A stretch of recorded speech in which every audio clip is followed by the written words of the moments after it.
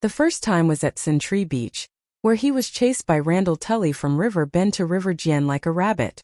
Note that he was defeated by Randall Tully, and not by the River Bend army. Randall Tully only brought his own Horn Hill soldiers and fought Robert's Storm army head-on. Despite being outnumbered, they won a great victory. Robert lost his soldiers and generals and fled in a sorry state. However, Randall Tully's credit was stolen by Mace Tyrell. Later, his superior made things difficult for him. He had been outside Windstop Castle, and did not have the chance to participate in the subsequent battles. Because of his defeat at Randall Tully's hands, Robert led the Storm army to flee to the north. In the north there was Stark, Tully, and Aaron. When they fled near Stonehall Town, they were ruthlessly attacked by John Clinton. Almost all of them were wiped out, and he himself was seriously injured. He fled to Stonehall Town alone. This was why there was the Battle of the Bell later. When a normal person was completely annihilated and heavily injured, they would obediently hide in a dark corner and lick their wounds in solitude.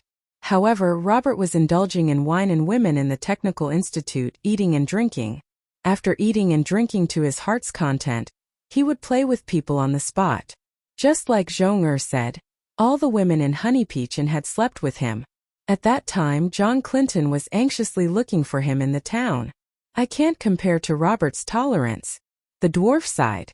You can't compare to Robert's dick either. They were both messing around. Robert did not need to pay, and he made them loyal to him. If you gave them money, they would despise you. Because of the grayscale disease, the dwarf was ostracized by the Red Saintess of Slavers Bay for a long time. Robert's messing around was not for nothing. He practically sowed seeds everywhere. Cersei killed more than 10 of Robert's illegitimate children. Now, she can still meet Robert's children wherever she goes. What about you? Is there a problem with your genes that makes you unable to have children? Danny looked at the dwarf with a strange gaze. What's wrong? The dwarf touched his face unnaturally. Danny shook off the strange thoughts in her mind and said with a complicated tone, so the change of dynasties in the Westeros was decided by a group of prostitutes. No wonder the kings on the Iron Throne were all either raised by whores or were whores themselves. The dwarf and Barristan were stunned for a moment. Then their expressions became distorted. Aiju and Zhong heard this and did not feel humiliated. Instead, they could not help but laugh. Looking at their expressions, they seemed a little smug. Danny asked the madam, "You should know that Sir Clinton represents the Iron Throne, and Robert is a rebel. Why are you helping the rebels against the king?" The madam wanted to say something but stopped. She looked at the Dragon Queen fearfully. "Just tell us the truth," Danny said. "Because the Mad King sits on the Iron Throne, but King Robert is a kind and good man." Aiju shrank back and mumbled. "Did the Mad King increase your taxes?" Danny asked with a frown. "No." Aiju shook her head. "Did the Mad King come to Stonehall Town to kill people?" "He has never been to Stonehall Town." Aiju shook her head again. "Have you seen the Mad King?" Danny asked again. "No. I heard that the Mad King has been hiding in the Red Keep, afraid that the rebels will harm him." Aiju shook her head. "Did the Mad King provoke you?" Danny asked again. "I have never seen him," Aiju said. "The Mad King was on the throne for 20 years. Did you have a hard time?" "It was okay." Aiju thought for a moment and looked at the old priest. There was no shortage of food during the winter. Did I remember wrongly? The monks of Camp Nou were in their 60s this year, and had even lived through the reign of the Mad King. The Battle of the Ringing of the Bell was called this because the old monk had rung the bell in the Holy Church after the battle began to warn the residents to hide in their houses. Outside Stonehall Town is the Blackwater River. The land is fertile and there are abundant products. With the developed commerce, there was never a shortage of food during the winter. When King Aerys was in power, merchants came here to buy food and transported it along the river to the other side of the narrow sea. Did Robert exempt Stonehall Town from taxes? Danny asked again. No. Did the good man Robert make your life better? This time, Aiju did not answer immediately. She frowned and thought for a while, then shook her head helplessly. It seems that nothing has changed. Then why did you rebel? Danny asked curiously. We did not rebel. Isn't helping Robert a rebellion? We only wanted to help him. We did not want to rebel. In the end, she emphasized. King Robert laughed and laughed with us. We all liked him very much. The Mad King did not provoke us, but his past actions and the incident of him torturing and killing Duke Stark were too shocking. Dany recalled a certain president of United States in her previous life who knew everything. That guy did not do any official business and was always indulging in state affairs. He only liked to do stand-up comedy in front of the people and seemed very unreliable. However, the people of America liked him and many people supported him to be the president. In a way, he and Robert were the same type of king. The country they ruled was also the same. Could it be that the foreigners liked this kind of charming leader who was approachable and exposed the same flaws as the people? Dany shook her head and dispelled the strange thoughts in her head. She asked the old madam, "Do you have any proof that Zhong'er is Robert's son?" "Everyone in Stone Hall Town knows," Aiju said doubtfully. "The others don't know. You have to convince them. At least, you have to convince Stannis," the dwarf said. Aiju thought for a while and said Zhong'er was born naturally. She was born during the Battle of the Ringing of the Bell. Did Robert stay in Stone Hall Town for a long time after the battle? The dwarf asked. No, after the battle he left on the same day. Aiju shook her head. The dwarf spread out his hands. So, why are you looking for the queen? At this time Zhong'er, who had been listening by the side, spoke. She sighed and said, Stone Hall Town is in dire straits now. During the Battle of the Four Kings, the lions and wolves took turns to ravage the town. The town gate and 1/3 of the houses in the town were burned to ashes. The townspeople either died or fled. Before winter came, there was a famine. More than half of the townspeople starved to death. After a long night, the town was emptied. Now that the deviant ghosts are here, there are not many people left in the town. The business can't continue. Stone Hall Town was located at the intersection of the Four Kingdoms. It could reach the King's Landing through the Blackwater River. It was considered a prosperous trading town inland. Stone Hall Town's resident population and floating population, as well as its economic benefits, surpassed Winterfell. But now the town was desolate. The burned houses weren't repaired, and the collapsed charred walls were in the center of the town. It was difficult to find a living person on the streets. Worse, it wasn't the worst time yet. The future would only get worse year by year. But who could be blamed? Robert and Byra chose to join Theon's dynasty. The army that ravaged the town stole their food, destroyed the crops outside the town, and burned the houses in the town. Regardless of whether it was the wolves, trout, or lions, they were the rebel army that they looked forward to and supported greatly. What was more ironic was that the soldiers who ravaged the town during the rebellion of the Four Kings had participated in the Battle of the Ringing of the Bell. Now they were revisiting the same place. Chapter 9:20. Zhong'er looked at the queen with pleading eyes. When King Robert was still alive, I knew that I was his son. But in the Peach Inn, I could feed myself, and I never thought of going to King's Landing to find him. But now I really have no other choice. I gave birth to a daughter last year, but there is no food at home. Not only is there no food, but Stone Hall Town has also become very unsafe. The dead are coming, and there are no guards to stop them. I have to leave here and take my daughter away. I don't expect to be a noble bastard, as long as I can eat and not be caught by the otherworldly demons. Barristan frowned and said, We all came from the town, and we know that you have a hard life, but what's the use of looking for the Dragon Queen? She can't prove that you are Robert's son, and she has a bad relationship with Stannis, so she can't do anything. I don't know, I have no other choice. I heard that the queen is like the Virgin Mary, so I came to look for her. Zhong'er said blankly, Try her blood. Tyrion's eyes darkened, and he suggested in a low voice, If you have the power, give her the identity of Theon Bella's illegitimate daughter. Dany stared at him for a long time until the dwarf looked away, and then she said coldly, Admit her identity, send her to King's Landing, and then you keep listening in the direction of King's Landing, hoping to hear the news of Stannis killing his own family again? Even if you change your face, you are still a little demon. You are so evil. The dwarf was angry and retorted loudly, I just want to help this poor mother who has nowhere to go. Her daughter is only 1 year old. The dwarf emphasized the word have nowhere to go, and Zhong'er and Aiju's faces darkened. You heard what we said just now? Danny ignored the guilty dwarf and turned to Zhong saying, the king's blood has a special magic power. Through a simple magic test, it can detect whether there is power in your blood.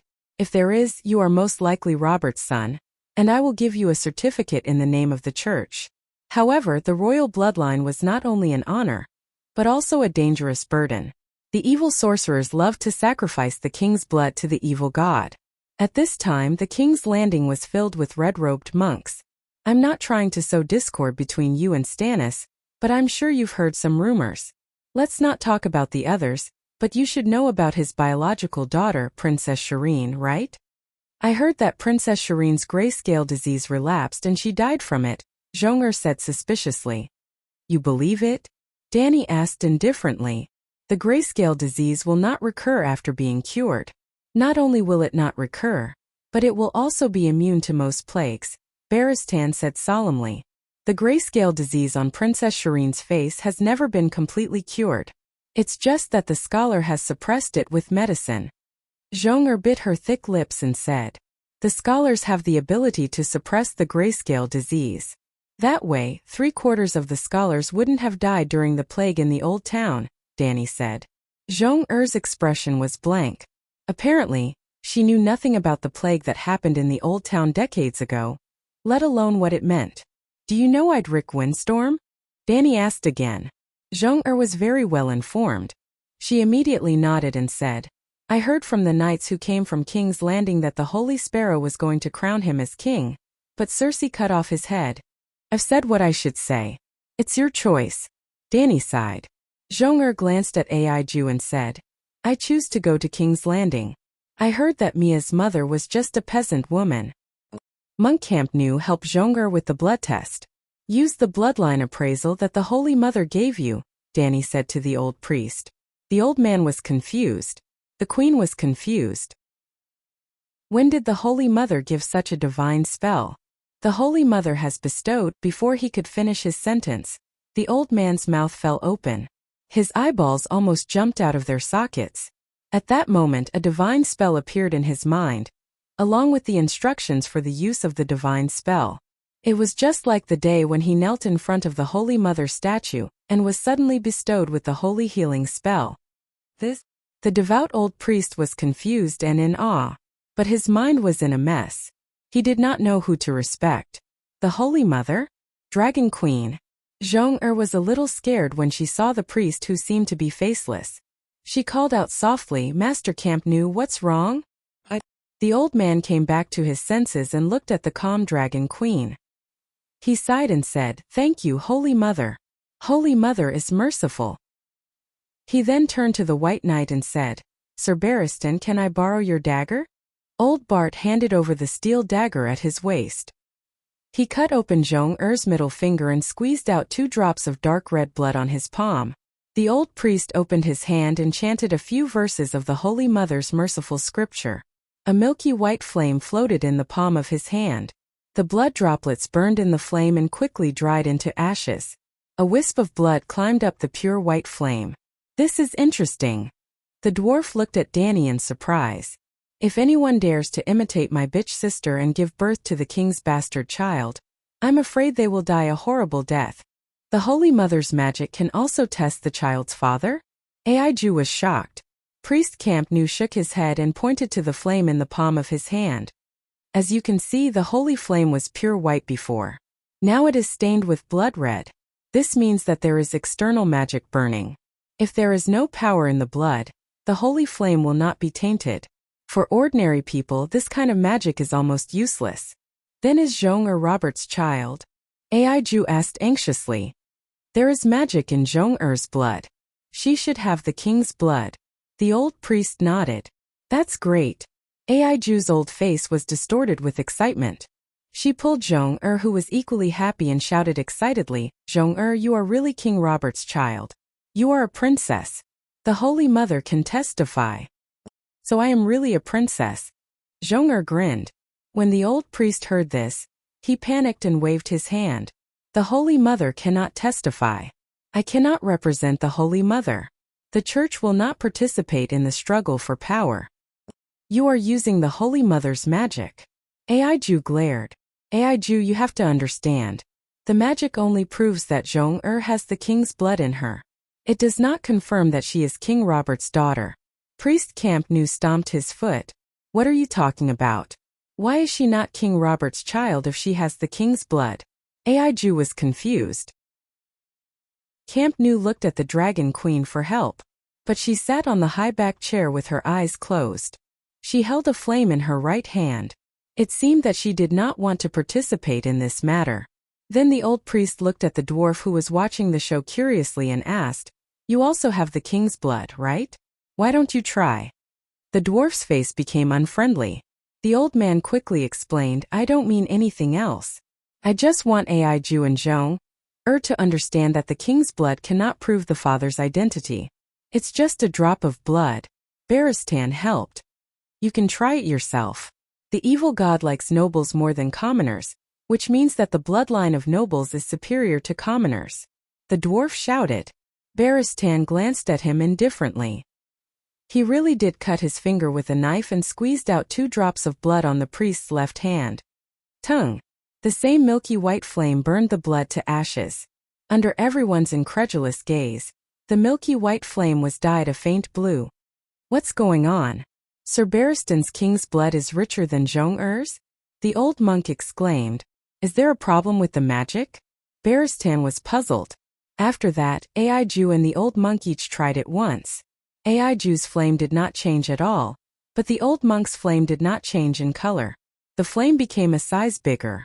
The old monk was very calm this time and explained to the puzzled onlookers, "I don't have the king's blood. This is the power of the Holy Mother. I have the divine power bestowed by the Holy Mother in my body. Let me try." The dwarf couldn't help but decide to do it himself. Boom! The flame jumped up as high as a finger, its entire body pale gold. It was amazing, but it was within the dwarf's expectations. It seems that there is no problem with the magic, but why is the power in Sir Baristan's bloodline stronger than Zhong-er's? He turned to the Dragon Queen. Danny said lightly, "Pull the people around me and try. I guarantee that all of them have the power of the bloodline." "Because of you?" Tyrion was shocked at first, then thoughtfully, "The benign contamination of high-energy magic is similar to the curse of the ruins of Valeglia, but the effect is the opposite. In addition to the high-energy power of the law, there is also the identity. Selmy is an old noble of the Stormland. Now that Sir Baristan is equivalent to my Prime Minister, it would be abnormal if the bloodline did not behave like this. The correct way to use this magic is to take the blood of both father and son at the same time and burn them together. If they are father and son, the flame will only be stained with one color. If they are not related, the flame will appear in 2 colors. Danny glanced at the dwarf vaguely before continuing. Not only is it suitable for father and son, but it can also be used to take the blood of mother and son to verify whether they are biological mother and son.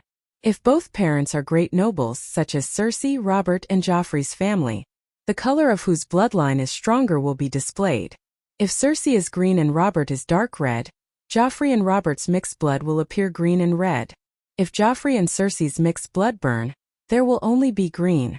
If Joffrey is Robert's son, Robert and Joffrey's mixed blood will appear dark red. If Cersei and Joffrey's mixed blood burn, it will also be dark red.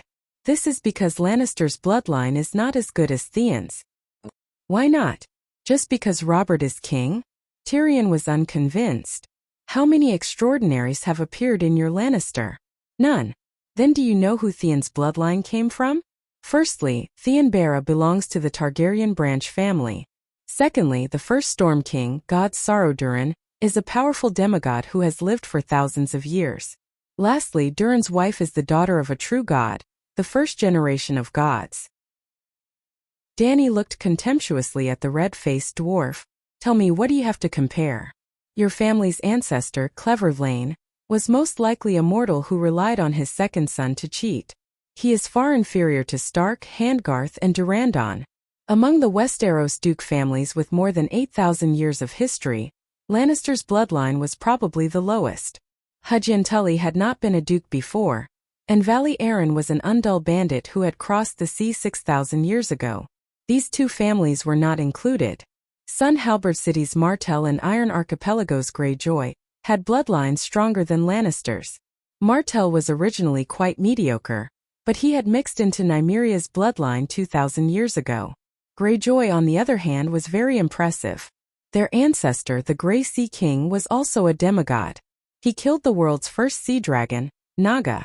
This was not a legend. Naga's fossil was still displayed on the Iron Archipelago. Chapter 921. Aiju did not really understand the theory of bloodline, nor did she care about which family's bloodline was higher or lower in the Seven Kingdoms. She only asked nervously, "What about Zhong'er? Is she Robert's seed?" "Tyrion, you have seen Mia Stone. Does she look like Zhong'er?" Dany asked. "Her hair is very similar, her eyebrows, eyes, nose, and mouth are a little similar," the dwarf said hesitantly. "In that case, Pastor Camp knew. Issue a written certificate for Zhong'er in your name and Stone Church's name," Dany said. "Thank you, Your Majesty." "Thank you, Master Camp New." "Thank you, Merciful Mother of Mercy." Aiju quickly pulled Zhong'er to thank her. Pastor Camp New looked at Dragon Queen awkwardly and said, "Your Majesty, is it appropriate for the church to be involved in this matter? It's just bloodline identification. There is no political aspect to it." After thinking for a while, Dany added, "Zhong'er, after you arrive at King's Landing, go to the cathedral again and explain your matter to the archbishops. Then, ask them to issue 2 bloodline identification certificates for you." "Why? Is Pastor Camp New's certificate not enough?" Zhong'er was confused. "This is the system. The king's bloodline is a matter of national importance." Dragon Queen said seriously, "In order to prevent fallen priests from mixing up the noble bloodline in the future, and to prevent great nobles like Cersei from threatening the archbishops, from now on, if the duke or king wants the church to issue a bloodline identification certificate for their descendants, they have to ask at least 3 priests to do a blood test together. By drawing lots, 3 priests will be randomly selected from hundreds of priests on the spot to do a blood test on the spot. If possible, they can go to 3 different parishes and take turns to do it." "You are thinking too far ahead. You really don't want to give the future Cersei and Marjorie any chance." The dwarf smiled bitterly. "If you put a hat on your husband, you might be able to find a reasonable reason. But if you cheat and mix up the family bloodline, that is unforgivable. The Mother of Mercy will never forgive you. The teachings of the 7 gods do not oppose divorce. If you can't live together, then divorce," Dany said lightly. The dwarf's mouth twitched, but he could not refute. The hall was quiet for a while. Zhong'er looked at the Dragon Queen with hope in her eyes and said, "Your Majesty, the distance from Stonehall Town to the King's Landing is over 1,000 kilometers. It is a world of ice and snow, and there are also deviant ghosts. How are we going to get there?" Dany said casually, "The Heishui River is not completely frozen. Go downstream for another 100 kilometers, and you should be able to reach a ferry when you enter the mainstream. When the volunteer group leaves Stonehall Town, I'll ask them to send you off." Zhong'er was a little disappointed that she couldn't ride the pterosaur, but she didn't tactfully make a request. After the old priest left with Zhong'er and Aiju, the dwarf smiled and said, "Actually, it's more suitable for them to follow the volunteer legion to the garrison. Wherever there is a volunteer legion, there will be a prostitution business. With her status as Robert's daughter recognized by the church, let alone 1 daughter, she can even raise 8 or 10 children." "Best to follow you all the way?" Dany mocked. The dwarf said unhappily, "Don't talk nonsense. I'm about to get married, and I've already turned over a new leaf. I haven't been to the brothel for more than half a year." Zhong'er, especially that Aiju, want more. Barris Tan sighed. They didn't have any hope, so they won't have any extravagant hopes. But Mia Stonehall didn't have a very good start, just like Blackfire back then. It's normal to have such thoughts. If she's willing to stay in a remote village for the rest of her life, I'll find it strange. Dany didn't think so. Then, she looked at the bleak and desolate town outside the window with a complicated expression and sighed. Even Zhong'er and Aiju have to starve. How miserable are those ordinary people? Sir, take some people to the streets and ask who can't survive. Organize them to build sleds and buses and move them to other castles. Do the other castles have enough food? Barristan sighed. There has to be an income. There will be a day when there will be a shortage of food. Dany thought for a while and said, Fill the western region with 2 rivers. What? Beristan was puzzled. The dwarf looked pensive. Fill the empty western region with refugees from Riverside and Riverbend. That's the best of both worlds. The dwarf looked at Danny in surprise. It just so happens that Lannister and Casterly Rock City are empty and can accommodate hundreds of thousands of refugees. And Lannister Port has the largest fishing ground in the 7 Kingdoms. After Beristan left, the dwarf asked a question that he was very curious about but couldn't say in front of others. What's the principle of bloodline appraisal? It's amazing. You didn't come up with it on the spot, did you? The concept of bloodline appraisal did appear in Danny's mind a long time ago, probably after the first time she used the wizard lens to observe the genes of the grayscale disease patient. After discussing the types of spirituality with Bo Tian, the president of the Necromancer Association, Danny came up with an idea. Spirituality is divided into Type A active spirituality and Type B willpower spirituality. Then, people with the same bloodline should have unique similar spirituality in their blood? Then she continued to study the principle of the wizard lens and finally came up with a pirated version of bloodline appraisal. Well, the wizard lens was the real deal. But she didn't plan to shoot her mouth off with the dwarf in the Holy Hall. In fact, except for the time when she revealed the true identity of the 7 gods, Danny never discussed the topic of, I'm the Holy Mother with the dwarf. It was the same this time. The Holy Mother's divine power is infinite, she said lightly. The dwarf looked around and muttered, there's no one else here. The 7 gods are watching you. Danny put on a straight face and stared at him. Midget. What's wrong with you, Lin? Why didn't you just kill him? He had no choice but to change the topic. It's none of your business. How is it none of my business? He murdered my uncle, sister, cousin, and thousands of Lion Army soldiers. The dwarf said unhappily. The trial is related to the victims. When the trial is over, the crime and punishment have been determined. The rest of the punishment will be left to the 7 gods. Danny said impatiently, what about Arya Stark? When and where will the trial be held? The dwarf asked again. A week later Danny thought for a while. Let's hold it in the Western Territory. We'll use a fair and open trial to comfort the people of the Western Territory who died unjustly. But too many people have died in Casterly Rock City. It's become a ghost town. It's gloomy and creepy. I don't want to take half a step into it in the future. The dwarf's face turned green and white. Inform the nobles of the 7 countries. 7 days later in the Fairy City, there will be a public trial of Arya Stark. 2 months after the fall of the Western Territory, the situation of the 7 countries finally stabilized under the Dragon Queen's tireless efforts. Especially with the establishment of the Western Territory, Hejian, Royal Territory, and Riverbend, a total of 15 volunteer groups with a total of 45,000 people. The 7 countries' anti-ghost strategy passed the passive defense phase and began to enter the second phase of defense and counterattack. At least there wouldn't be any more dukes being taken away by the ghoul army in a daze. To put it simply, the peak of the epidemic had passed, and the turning point had arrived. Of course, the 7 countries also suffered great losses during this period. Including the Western Territory, more than 50 earl castles and countless villages and towns had fallen. The cumulative death toll was no less than 3 million. The large-scale migration of refugees and nobles had exceeded 2 million. Other than the 1.5 million people contributed by the Western Territory, more than 500,000 people died in Riverbend. For example, Earl Matthews Rovin's Golden Tree City originally had more than 80,000 people. It wasn't the 80,000 permanent residents in the castle, but the number of people who had migrated to Golden Tree City. Only a few hundred people were saved by the Dragon Queen. The remaining 1 million people came from the Stormlands, Hejian, Royal Territory, Northern Territory, and Valley. Only half of them died in the hands of the ghouls. The remaining half died from hunger, cold, disease, and long-distance migration. For example, hundreds of thousands of people moved 600 kilometers from King's Landing to Storm's End Fortress. Tens of thousands of people died along the way. Back in the last Huthfire City, Danny promised the old people who were out hunting that if they followed her to the south, they would be able to survive. At that time her tone was firm, her voice was loud and powerful, and her expression was infectious. although it didn't affect the old people at all. Now she could still speak with a firm and powerful voice. But deep in her heart, she had already accepted the reality. She couldn't save them.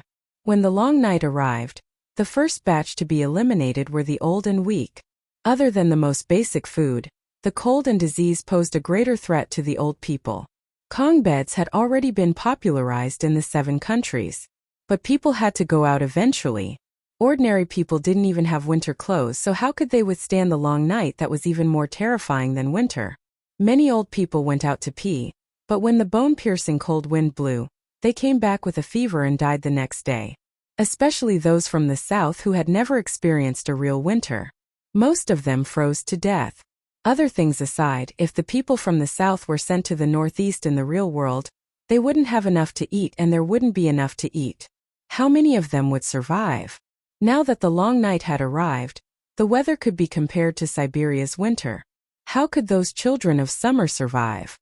7 days later, in the fairy city, on the way from the guest room to the main hall, the dwarf cupped his hands in front of his mouth and exhaled. He stomped his feet and said to John beside him, "Today's weather is the coldest in the past few thousand years. But in the next 10 years, today's weather will be the warmest and most comfortable. Do you feel despair?" "To be honest, I don't feel anything." Before the long night came, the weather beyond the Great Wall was also like this. John shook his head. The dwarf glanced at him and said, "Take off the winter bearskin coat you're wearing. I guarantee that you'll feel something. Those commoners don't even have lousy sheepskin coats." He lowered his head and looked at the dirty and old gray fur coat. He said disapprovingly, "In the north, everyone has a fur coat. Those from the north who don't have winter clothes can't survive at all. Even among the ordinary merchants in White Harbor, my gray winter bearskin isn't considered top grade. Did you know that in the past 2 months 400,000 people froze to death in the 7 nations?" Tyrion said. John nodded with a solemn expression. "I received a court bulletin from Dragonstone Island's Weave Center. The situation is really terrible. More people will die in the future, but at least the situation that was on the verge of collapse was stabilized." The dwarf said softly, "How much responsibility do you think your sister should bear for this series of tragedies?" John slowed his steps and said in a deep voice, "I think that the grudge between Stark and Lannister will end here. It's good for both our families. What do you think?" The dwarf's eyes flashed. He also slowed his steps and muttered, "More than 800 people. We're at a bit of a loss. But you're even more in the wrong. Starting from my brother Bran to my father, my brother Robb, Lady Catelyn, my 2 sisters, don't you have to pay back the debt you owe them?" John stopped and stood in the courtyard covered in snow. The whistling northern wind made his cold and hard voice seem a little erratic. Chapter 9:22. How do you think Tommen died? Tyrion's tone turned cold. Jaime knew that your sister killed Tommen. But he decided to use Tommen's death to settle the grudge between the 2 families. But you gave him a good beating. His head was knocked out, and he still hasn't recovered after half a month of rest. Arya killed Tommen? Jon was shocked. Your sister already admitted it. She poisoned the cat's claws and used a shapeshifter to sneak into the Red Keep and kill Tommen. Even if she killed him, isn't it too much for Jaime to use Tommen to settle the debt with Stark's family? Jon asked. You dare to compare numbers with me? Tyrion mocked. You have to consider cause and effect. Why did Arya go to Casterly Rock? And why did Stark have a grudge with Lannister? Jon's eyes were sharp. Tyrion stared at him for a long time before walking forward again. We will never reach a consensus if we continue this discussion. The great trial is indeed necessary. I just hope that the Dragon Queen is as fair and just as the Holy Father. Jon's tense face relaxed, and he said confidently, I believe in the Dragon Queen. She is your sister, so you should trust her even more. The change of topic thawed the cold atmosphere between the two. Sigh, sometimes I wonder if she will laugh under her blanket after seeing the empty Casterly Rock. The dwarf sighed. Jon held back his laughter. That's nothing. Lannister wiped out her family and killed her nephew and niece when they were young. She has a reason to gloat over what happened to Casterly Rock. In fact, when the news of Casterly Rock reached King's Landing, 9 out of 10 people smiled. The only one who knew better only said that the timing was not right. You Lannister should really reflect on yourselves. You always do things so ruthlessly. You will suffer retribution sooner or later. Shouldn't I be the one saying that to you? Tyrion's face turned cold again. Jon shook his head. There's no need for us to waste time repeating the previous topic. Today is the day of the trial. After that, the two of them walked all the way to the main hall of the Farman Castle. It was already packed with people. Although it was packed with people, the castle hall was only so big. It could only accommodate about 400 people. The courtroom was located in the center of the hall. The huge wooden armchair that was half a meter above the floor belonged to the Dragon Queen. On both sides of the courtroom were 3 distinct rows of seats for the nobles.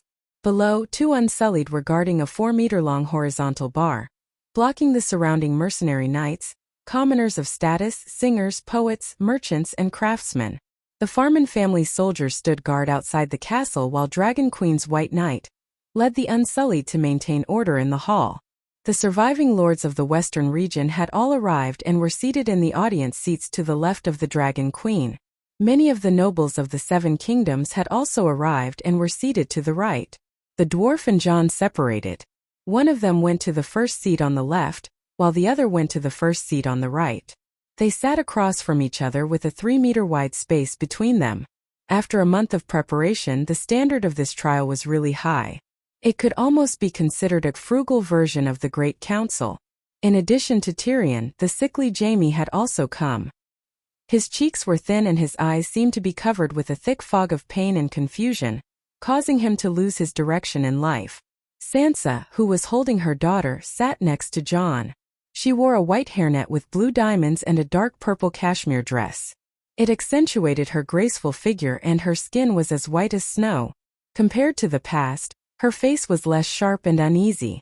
Her temperament was calm and confident, and her body had the elegance and gentleness of a mature woman. Especially when she looked at the infant in the swaddling clothes, her beautiful blue eyes seemed to be blooming with spring. After the dwarf sat down, his eyes were nailed to her and he couldn't look away. Right next to Sansa was his fiancée, Arianne. The Dornish princess also saw her fiancé's dazed expression, but she thought that he was like Jaime, immersed in pain and emptied his mind. The dwarf and Jaime's expressions were rather similar. Anyone who saw them would not doubt that they were a pair of pitiful brothers in grief. Behind Arianne sat a few sand snakes. They were the ones who were overjoyed when Jon first heard about what happened to Casterly Rock. They didn't hide their schadenfreude at all. They weren't the only ones. When news of Casterly Rock's fall and Lannister's massacre spread to Dorne, Prince Dowling first sighed and said that the 7 kingdoms were in big trouble. He then forgot about the millions of ghouls and ran 2 laps around Flowing Water Garden in excitement. Of course, this was fake news. Dowling's lower limbs were paralyzed. Even though he had been treated by a priest a few times, he could only walk with crutches. However, the nobles of Sun Halberd City also admitted that the prince held an unprecedentedly grand banquet that night. He invited all the knights, nobles, and poets in the city. At the banquet, the prince couldn't hide the smile on his face.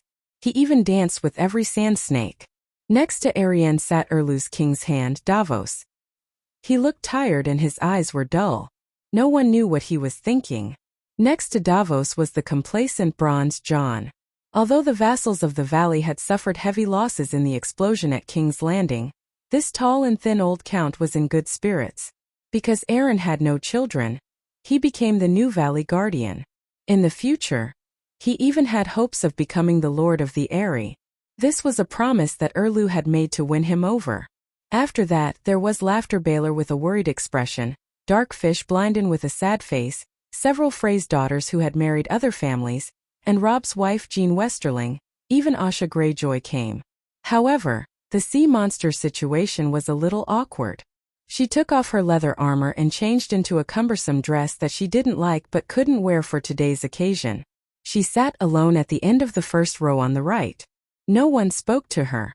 The people around her looked at her even more viciously than the nobles of the western region looked at Stark. When almost everyone had arrived, the Dragon Queen also waited for a while. Around 9 o'clock, she entered the hall accompanied by Barristan and Bevos. For today's trial, The nobles present all changed into solemn attire. The Dragon Queen was no exception. She wore a sapphire blue lantern sleeve top and a silver high-waisted pterosaur leather skirt with rubies. She was elegant and dignified, but her hair needed to be decorated. Bald hair paired with a dress was as inappropriate as wearing slippers to work. Even the peasant women in the countryside would wear lace headbands on important occasions as long as their families' conditions allowed it. The ladies in the hall all wore hair accessories, such as Sansa's crystal hairnet and Yelaine's reddish-gold hair clip. Logically speaking, wearing a delicate and small crown at this time was befitting of Dany's status. If they were in Winterfell, Sansa would wear it. If they were in Sun Halberd City, Yelaine would also wear it. However, apart from the three-headed dragon crown that the Tourmaline Brotherhood had created for her when she first debuted, Dany had never had a crown of her own, nor had she ever worn one. Honey Wineriver's crown of love and beauty did not count. Today, she only used a headband to tie her silver hair behind her head. The headband was made of gold, red and green ribbons, which contrasted with her full forehead and silver hair. It should have looked simple and playful, but for some reason, the people around felt that the Dragon Queen had never been as sacred and majestic as she was now. She was like a god walking to the altar, lowering herself to sit on the throne of the mortal world. The layman watched the show while the expert watched the artistry. Tyrion and Sansa were extraordinaries. They noticed that the queen's headband was unusual. They seemed to have understood something, but they were still confused. Jon's cultivation was higher than theirs. After a moment of shock, he opened his eyes wide and said in shock, "Gods, the world is singing for her. This is the aura of the Song of Laws. The Song of Laws is materialized like a real thing, and there are 3 of them. What realm is this? True God." Under the respectful gazes of the people around her, the Dragon Queen sat on her high-backed chair. Then, 2 Unsullied wearing spiked helmets escorted Arya to the bottom of the stage. Arya did not wear shackles. Instead, she wore a gray sheepskin jacket. The gray cashmere was exposed. It was fluffy and looked quite festive. Moreover, compared to her previous skinny and yellow body, she was obviously fatter. Her skin was fairer and smoother. It was as if the month in prison was not a punishment for her, but a rest for her. "Everyone knows the reason for today's trial," Dany emphasized. "The real reason is the rebellion of the 4 princes." After a pause, she continued, "Arya Stark's poisoning of 874 people in Casterly Rock City is just a small end to a series of immoral events in recent years. The purpose of today's trial is to prevent it from being the beginning of the next series of tragedies.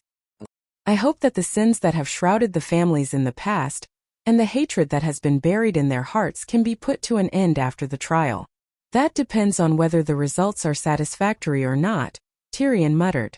His voice wasn't loud, but the hall was silent. Everyone heard him and looked over. Dany also looked at him and said, "As the victim of the Casterly Rock City incident, tell us, how can we satisfy you?" Tyrion looked up, his gaze falling on the 2 Stark in front of him. "First, I need to make sure that the real culprits in Casterly Rock City have been caught. Jon Stark, tell us, is there anyone behind Arya Stark? Or is there an accomplice?" Dany asked. He stood up and said solemnly, "I swear to the gods, I did not know that Arya would go to Casterly Rock City, nor did I know that she was avenging Stark." Dany nodded and looked at the next Stark. "Sansa Stark?" Sansa stood up with the baby in her arms, her expression changing a few times. Finally, she sighed and said, "Before the Battle of Winterfell, I saw Arya for the first time after my father's accident. I knew that she was kidnapped to Braavos and trained to be a faceless, hiss." The hall was filled with gasps, and then they pointed at Arya in the center of the hall. "7 gods above, I've actually seen the legendary Faceless one. The Faceless lives up to her name. I was wondering why she was so cruel at such a young age and a noble lady. Now it makes sense, she is a Faceless. Actually, I was wondering before. The deaths of Freyr and Lannister in Casterly Rock City were very similar to the snake lizard poison used by the Faceless in the play. So they really are faceless. You took the play seriously? But Arya Stark's experience is almost the same as the characters in Dr. Wargrave's play. They were both kidnapped when they were young and brainwashed into cold-blooded demons. Everyone looked at Arya with a trace of pity in their eyes. Chapter 923. Quiet. Let Madame Sansa continue. The Dragon Queen's voice was soft, but it reached everyone's ears. The noisy hall immediately quieted down. Sansa hugged the swaddling cloth tightly and looked at Arya worriedly. I realize that my sister has become a different person. She was mischievous before, but now she's passionate and lively. She's like a ball of fire that can easily infect everyone around her. In Winterfell we called her troublemaker Arya. But now, everyone saw it. Sansa's eyes were red, and she showed her most pitiful expression to the people around her. Just like what Professor Wargrave described in his play, Arya has been brainwashed by the Faceless One into a killing machine without a sense of self. She has become cold and heartless. Wuxia. She began to cry, her face stained with tears. The men felt pity for her. Arain Viper and Asha watched. Although they cursed her inwardly, they couldn't help but lick their lips. Their hearts felt dry. It's all the House of Black and White's fault. The Bravosi plotted to brainwash my poor sister to interfere with the political situation of the Seven Kingdoms. Sansa hugged the baby, sobbing and complaining. As she tightened her arms slightly, little Catelyn let out a wail and started crying. Baby, don't cry. My poor little Catelyn, you haven't seen Aunt Arya, have you? She opened the cloth bag made of gold mink, revealing a small red face the size of a palm. Her purple eyes were wide open, and she was crying to Arya with a pout. Arya, who had been stupefied, seemed to have been pricked in the heart by a needle. Her eyes became unusually gentle. Sigh, you're all poor children. You lost your father at such a young age. Sansa was still rambling, crying as she complained. You're okay. You have my upbringing. Aunt Arya lost her parents when she was only 8 years old. She was kidnapped by the world's most terrifying assassin organization. Poor thing. This pair of orphans and widows crying together was indeed lethal. The people around them were moved. Even the people of the western region looked at Stark with less malice. Dany treated it as if she was watching a drama and watched it with great interest. However, the dwarf felt as if he was sitting on pins and needles. He could not tolerate the mistress' performance anymore. Otherwise, he would not be able to continue with the trial today. Ahem. Tyrion cleared his throat and avoided the topic. Lady Sansa, we all sympathize with little Catelyn. His Majesty Stannis' actions of sacrificing living humans are outrageous. Everyone's attention was attracted by the dwarf. Davos glared at him, and Sansa's blue eyes, which were red and swollen from crying, flashed with dissatisfaction. Tyrion said calmly, but the question for the Queen now is, do you know about Arya Stark's plan to poison the innocent people of Casterly Rock City? The last time I met Arya, she was on her way to Riverrun. Sansa did not deny knowing about Arya's revenge plan. Like me, she never forgot about revenge. Stark may not be Lannister, but he still pays his debts. Sansa emphasized as she looked at the two Lannister. So, you also participated in the rebellion at Casterly Rock? Dany asked. No. Sansa shook her head. I wanted revenge, but I also understood that not all Freys and Lannister were guilty. Everyone knows that Aegon and I led 2,000 Valley Light Cavalry to attack River Contracture City. At that time, I only wanted to kill the main participants of the Bloody Wedding, but Walt Frey escaped with his descendants. Even so, I did not kill the babies of River Contracture City. When she said this, Sansa stared at Jaime and Tyrion. She spoke very loudly about the babies. Tywin killed the real Gabe, a baby, and a 4 or 5-year-old princess. Dany's expression was calm, but Elaine and the Sand Snake's expressions changed. Jaime was shocked. You predicted that Arya would poison 800 people in Casterly Rock. I once saw Tyrion's lonely figure in the future. Do you understand what I mean? Bran said. Other than the imp, the other Lannister are all dead? Everyone was shocked, then doubtful. The Raven is lying, right? To wash away your sister's crimes, you can even tell such a lie. Tyrion mocked. Bran said coldly, I am not targeting Lannister.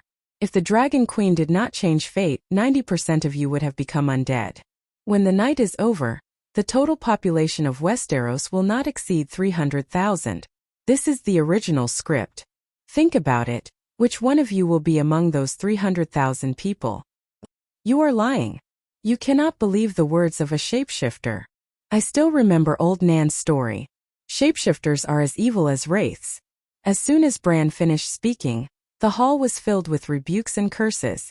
Bran ignored them and stared at the gnome whose expression was changing and asked, "You don't believe me? I believe you." The gnome suddenly laughed. Without the Dragon Queen, without the Megalosaurus, without magic, Winterfell would have fallen first. Then 1,000,000 ghouls would have swept through Hujien, and 10,000,000 ghouls would have swept through the Seven Kingdoms. It is unimaginable that 300,000 people would have survived. Everyone calmed down and could not help but be stunned. The gnome did not seem to be wrong. Up to this point, who had not killed a ghoul or seen an army of ghouls? Now that they understood the horror of the ghouls, they were 100% sure that the situation of the Seven Kingdoms was not good. But without the Dragon Queen, the Westeros would have fallen. They could not help but raise their heads to look at the throne. The Dragon Queen's expression was calm, and her eyes seemed to be asleep. She held a ball of red flame in each of her hands. Green ribbons flashed in the flame in her left hand, and there seemed to be a fire crow in the flame in her right hand. What was she doing at this sacred moment? She was definitely not sleeping. Was she meditating and cultivating? The Dragon Queen said calmly, "Don't look at me like that. We are different. I am multitasking. I am cultivating and listening to your debate. I am also burning the ghouls in Hujien with Bran. There is a small gathering of ghouls near the Bend Inn. The green dragon is breathing fire to burn them," Bran immediately said. Everyone was stupefied. The difference in their realms was too great. "Don't change the topic." The gnome's face was distorted. He stomped his feet and shouted, "It is meaningless to pretend that the Dragon Queen does not exist. She is alive and well in front of us, and she is the child of the era. So, the future you mentioned does not exist.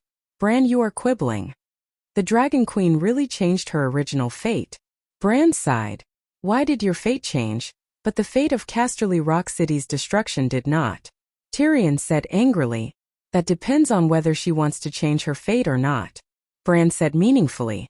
The gnome and Jaime looked at the Dragon Queen in surprise. Dany was angry. "Bran, what do you mean? Are you pushing the blame on me?"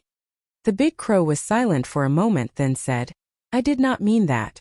I just wanted to tell Tyrion that in the Westeros fate really does exist.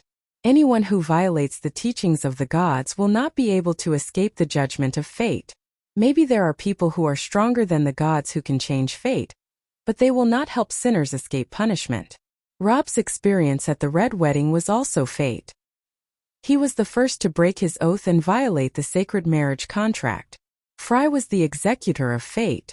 Highcourt Tyrell, Hujien Tully, Arryn Valley, Stormlands Barra, Theon, and even Targaryen before that did not escape the judgment of fate.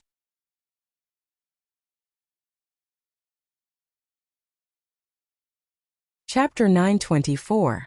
Without waiting for Dany or the dwarf to ask, the big crow shook its head and said, "Don't ask me why I think and say that. I'm also going with the flow in the river of fate. You're not deliberately mystifying us and fooling us with words we don't understand, are you?" Tyrion said suspiciously, "Let me tell you, I stopped using this little trick after I turned 12, because it's too low level. I'm the Green Prophet. Do you understand what the old gods mean to the Green Prophet?" The big crow looked at the dwarf, its red eyes solemn. "I swear to all the old gods that what I'm saying today is true." The dwarf fell silent, conflicted. At this moment, second Grandpa Blinden spoke. "Bran, you said that what happened to the Tully family was also the judgment of fate. Why?" The big crow did not immediately answer second Grandpa's question. Instead, it flew in the air and looked at everyone around it. Nobles, civilians, and the queen. "It's really rare for everyone to gather together in such an orderly manner today. I'm afraid there won't be another chance like this in the future. Therefore, I feel that today is the day of judgment for Arya. We can also hold the great council and great judgment that Dragon Queen has been planning for many years. I'm the Green Prophet, the guardian of this generation of Westeros. Perhaps I can't stop the arrival of the Long Night, but I know everything that has happened to Westeros. In my eyes you have no secrets. Westeros have no secrets." At this moment the big crow's red eyes flashed with a bright red light. It was extremely dazzling.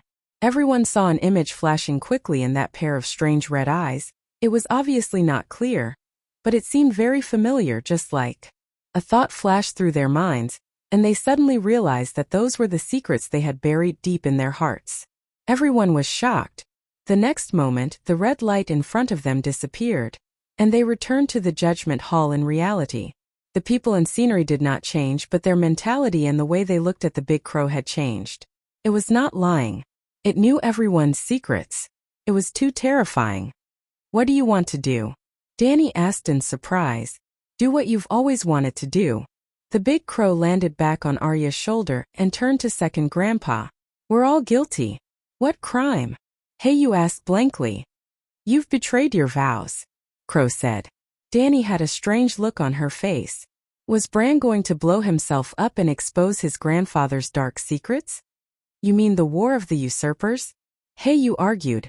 "That's because His Majesty Aerys cruelly killed your uncle. He's Tully's son-in-law." The motto of the Tully family is family responsibility, honor, Old Blackfish emphasized. No matter what other people thought, he and his nephew Idmu tried their best to live up to the family motto. There were a lot of Seven Kingdoms #1 in Game of Thrones. For example, the #1 General Robert, the #1 Swordsman Arthur Dayne, the #1 foster father Jon Arryn, the #1 best friends Robert and Ned.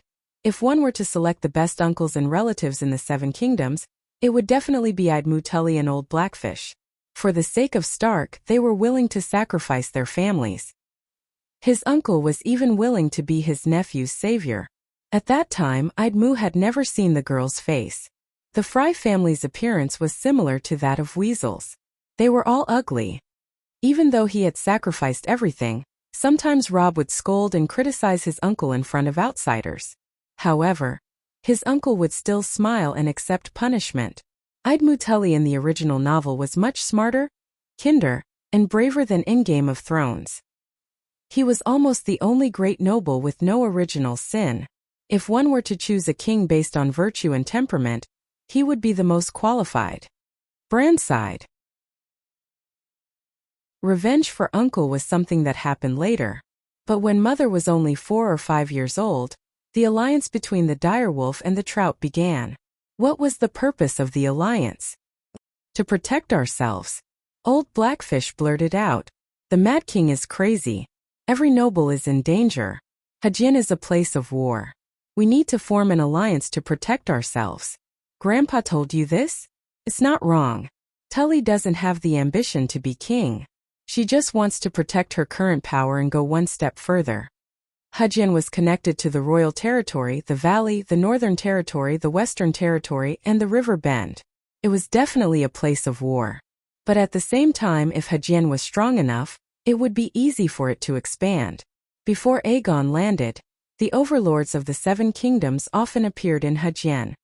Aerys was in power for 20 years. Only in the last few years did chaos appear. If they were prepared to form an alliance to protect themselves, it would be reasonable. But when Stark and Tully had the initial marriage plan, it was in the 10th year of Aerys's reign. Before the War of the Usurpers, you should carefully observe the marriage relationships of the Westeros families. Maybe you can understand something. At this point, Bran stopped and let everyone think. Even Dany fell into deep thought when he reminded her of this. Before she understood the history of the Seven Kingdoms, she never felt that there was anything wrong with the marriage between the families in Game of Thrones. After all, they were of equal social status. But look at the marriage of the previous generation of the rebels. In the north, Rickard married his cousin. Well, Ned's parents were both Stark. In the west, Tywin married his cousin. In the River Bend, Lord Inflatable Fish chose the strongest duke in the duchy, Hyder. In the Royal Territory, the Mad King married his sister. In the Valley, Jon Arryn's first wife came from the Royce family. That was Bronze John's Royce, one of the top dukes in the Valley. In the Stormlands, Erlu's mother came from the Eastmon family in the Stormlands, and Eastmon was also one of the Stormlands' noble clans. Doran Martell's wife, came from the great nobility of Novos across the narrow sea. It had to be explained here that although Dao Lang was free to love, his marriage was not out of the realm of political demands. The Martell family was different from the other 7 families. Just like the city builder Brandon who founded Stark, Martell came from Nymeria, who came from the other side of the narrow sea. Therefore, Martell had always had a close relationship with the top royal family of the Free City. For example, Martell could get the Sea King of Bravos to vouch for the secret marriage between second brother Wei and Arain. For example, Quinton Martell dared to promise Pentos to the Ragged Prince, the original work. For example, Martell and Tyrosai's great lord exchanged their heirs. Tyrosai's daughter was raised in Flowing Water Garden, and Arain almost went to Tyrosai to be the great lord's wine maid. Dao Lang marrying the daughter of Novo's top noble family was no different from other dukes marrying the daughter of a great noble in their territory. It was all to consolidate their existing power. 7 kingdoms, 8 territories, none of the wives of the lords belonged to another duchy, so what about their children? On the contrary, in the west, Tywin had been trying to matchmake Cersei to marry Liga. In the north, Brandon married Tully, and his daughter married Theon Bella. In Dorne, Dowlang's mother, Duchess of Dorne, hoped that Ilya could marry Jaime.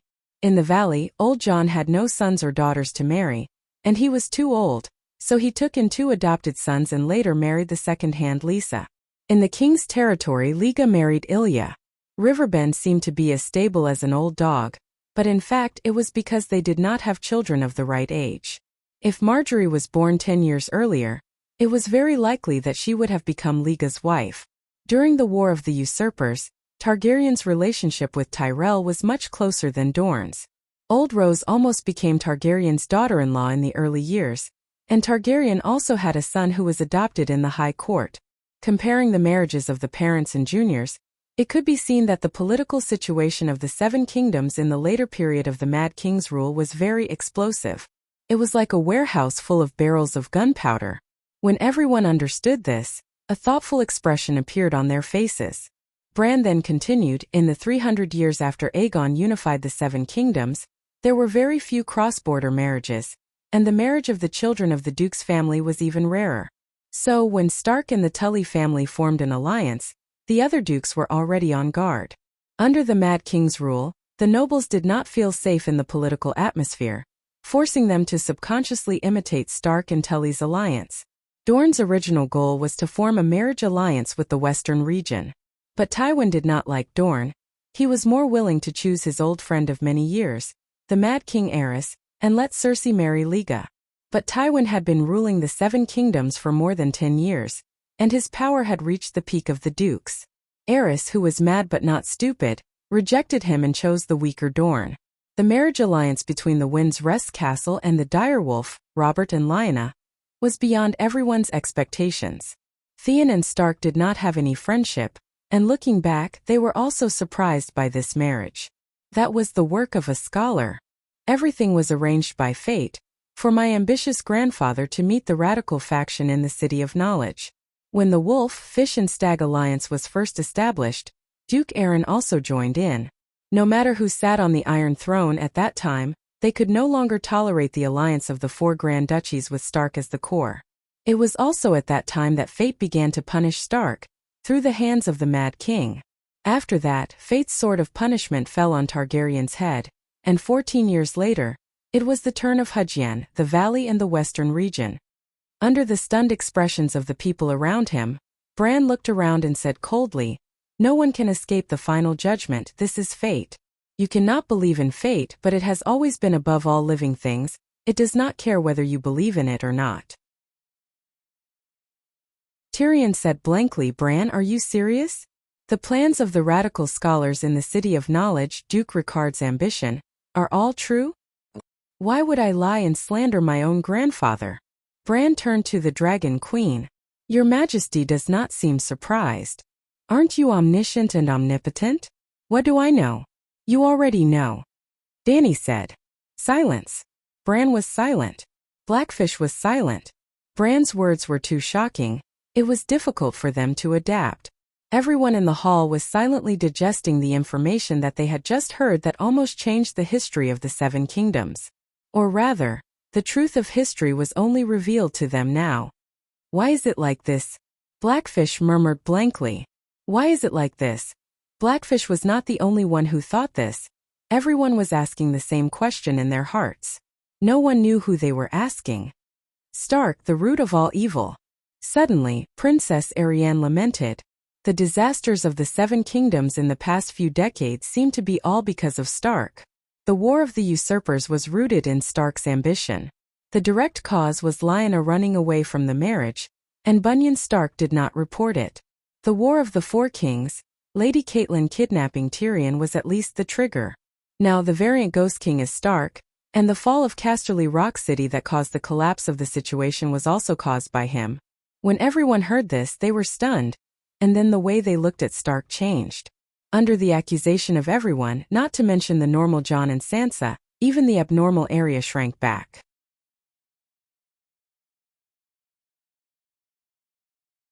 Chapter 9:25. The Big Crow said indifferently, "Today is the day of judgment. I won't hide Stark's crimes, and I'm prepared to take responsibility. We'll take the punishment that belongs to us, but we won't take the blame for anything that doesn't belong to us. Sorry, we won't take any of it. My grandfather was ambitious, but who doesn't have ambition in the game of power?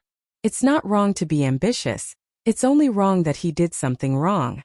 If there are 100 crimes in the War of the Usurpers, Stark will only take 5, and the rest will belong to the other families. Isn't 5 too little?" Tyrion shouted. "I said it's only wrong that he did something wrong. What did my grandfather do wrong? He only facilitated the marriage between Stark, Tully and Theon, and then? Did he kill anyone unjustly? That's because he died early," a noble shouted. Bran nodded. "I admit that. If he didn't die early, he would have committed more crimes. But you can't use things that didn't happen as evidence to convict. In the game of power, dying early is also a kind of luck. Dying early means making fewer mistakes." He sighed. The dwarf's expression twisted. He wanted to refute loudly, but Bran's words made sense. Ricard was the one who started the War of the Usurpers, but he and his unlucky son had been killed by the Mad King long ago. Betraying the monarch and dying at the hands of the monarch was already considered atonement. Moreover, because the father and son had died so miserably, it added a lot of sympathy for Stark. It could almost be considered a kind of accumulation of good karma. Then what about his father, Tywin? It seemed that dying early meant fewer mistakes. If he was still alive today, who knew how many sins his father would have committed? Moreover, his death was also very miserable. It seemed that he was accumulating good karma for Lannister? The dwarf was a little confused. Dany muttered to herself for a moment and said, "Ricard violated the principles of a monarch and was one of the instigators of the turmoil. He committed a heinous crime. But my father's actions towards him and his son were also heinous. Let them cancel each other out. Duke of the Northern Territory, what do you think?" Jon thought for a while with an awkward expression, then confirmed with Bran, "Grandfather really wants the Iron Throne?" "You should be asking if grandfather really did those things," Bran said lightly. "I can tell you that he really did it. You should understand that since there are more than one radical scholar involved, I can't lie to you. Because the City of Knowledge was still there, the scholars were still alive. In fact, there are at least 20 doctors who know this secret." After a moment of hesitation, Bran decided not to tell him about Professor Suchong murdering Professor Wargrave. Now, Dr. Wargrave's debt was on Faceless One's head, and he was hated by the people of the world. He was happy to do so, and Dragon Queen was happy to do so. Let the school of Black and White continue to take the blame. 7 gods. What was the scholar doing? First it was the real world, and now it was Targaryen who wanted to subvert the Mad Genes. If there was no rebellion of the 4 princes, if Joffrey was still on the throne, would the City of Knowledge still be purging the mad second-generation Lannister? Do they still remember the scholar's oath they once swore? Bronze Jon cried out unbearably, and the surrounding nobles also had ugly expressions. There were also a few scholars who were in charge of recording the trial. At this moment they wished they could find a hole to hide in. At the very least, take off the scholar's necklace and the grey robe that represented the scholar. Jaime's cheek muscles twitched a few times as he argued, "In our thousands of years of Lannister history, there has never been a mad king." Bronze Jon said, "Can you deny the madness of Joffrey and Cersei? Aren't they both Lannister? It's not the bloodline that drives people crazy. It's the Iron Throne," Jaime said in a deep voice. Before Targaryen became the king of the 7 kingdoms, there were also thousands of years of history, And there has never been a Targaryen-exclusive mad blood awakened, Tyrion said strangely. The nobles in the hall were stunned for a moment before they started whispering. Don't stray from the topic. Today's topic is not the Iron Throne. The Dragon Queen reminded them. Then she asked impatiently, Jon Stark, do you agree with my verdict just now? I agree, Jon sighed and said solemnly.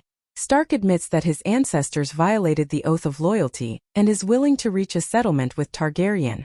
Both sides are even. Rickard and Blynden died so miserably. They died in vain. Dany nodded and looked at the remaining Stark. What about the rest of you? I agree, Sansa said. I agree with Jon's decision, Arya said woodenly. Bran asked, my grandfather's crime is cancelled out with Aerys. What about my father and uncle? They did participate in the campaign to overthrow the Targaryen dynasty.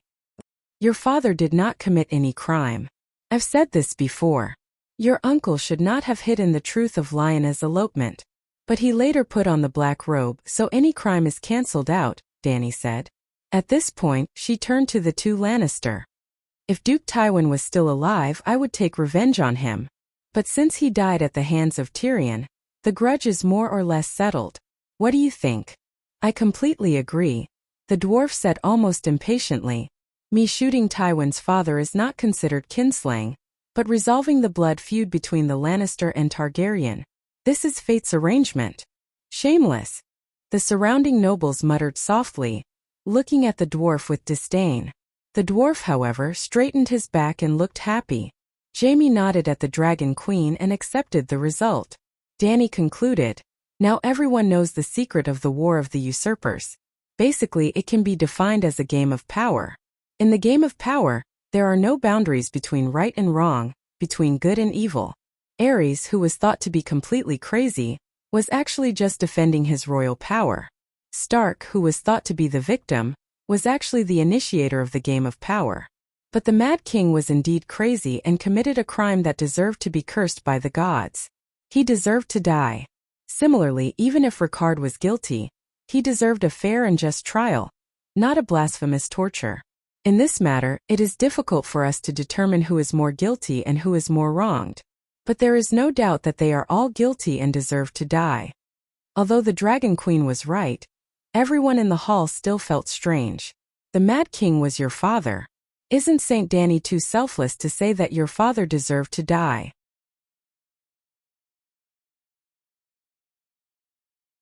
There was envy and jealousy, but deep in her heart, she didn't think there was anything wrong with their words.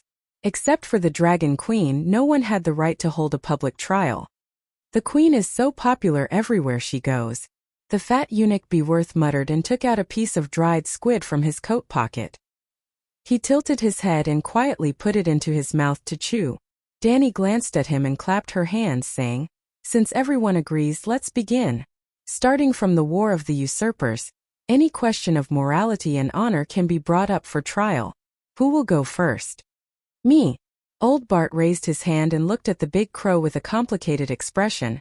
Did Robert really laugh when he saw the bodies of Princess Rhaenys and Prince Aegon? Dany face-bombed. He laughed and kicked Princess Rhaenys' head because her eyes were wide open, as if she was looking at him. Ah!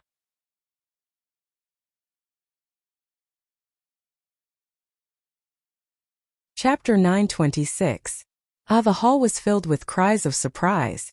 The Sand Snake's cries were the loudest and angriest. Robert deserves to die. Mother Mary, please send him to the 7 levels of hell. Elaine gnashed her teeth in anger. I was his white knight for 14 years. 7 gods. Old Bart held his head in agony. King Robert has already received his retribution. As the representative of Theon Barat, Davos had a complicated expression. He did something that caused him to lose his honor, but he did not murder the 2 princes. He wanted to eliminate the root of the problem and pursued me for more than 10 years. In the end, when his illegitimate daughter came to me for help, I helped her, Dany said. Davos's old face was red. He could not refute her words. Robert had been dead for so many years. Dany did not want to make things difficult for an old knight. She said, Bran, tell us about the case of Varys swapping the babies. Varys is also a Targaryen. This was a huge bomb. Even Danny was shocked. Sigh in front of the three-eyed crow. All schemers who boast of their wisdom are like self-satisfied clowns in a stage play. From now on, the people of Westeros will be much more obedient, but fear might make them. Tyrion looked at the big crow who was analyzing Varys' scheme in detail. His eyes flickered. He moved closer to Jaime's ear. His voice was as soft as a mosquito. What do you think he's thinking? How does he plan to end this? I don't know what he's thinking, but he definitely knows about your dark thoughts, Jaime warned sternly. Don't worry, I won't do anything stupid. Tyrion pursed his lips at the people around him and said with a strange expression, only those with ulterior motives will be afraid of an omniscient god. I'm magnanimous. But if I'm an omniscient person, I should be afraid that my omniscience will be known by others. Tell me, is he a human or a god? Or does he really control everyone's fate? Jaime, you paralyzed a god? I heard that he returned to Winterfell. I also heard that his body isn't very powerful. This is a dangerous topic, especially in this situation. There are some things that everyone knows, but they keep it in their hearts and don't show it on their faces. Could it be that your shrewdness is inferior to theirs? Jaime frowned. No, this topic isn't dangerous only in a situation like this. Tyrion smiled at the big crow.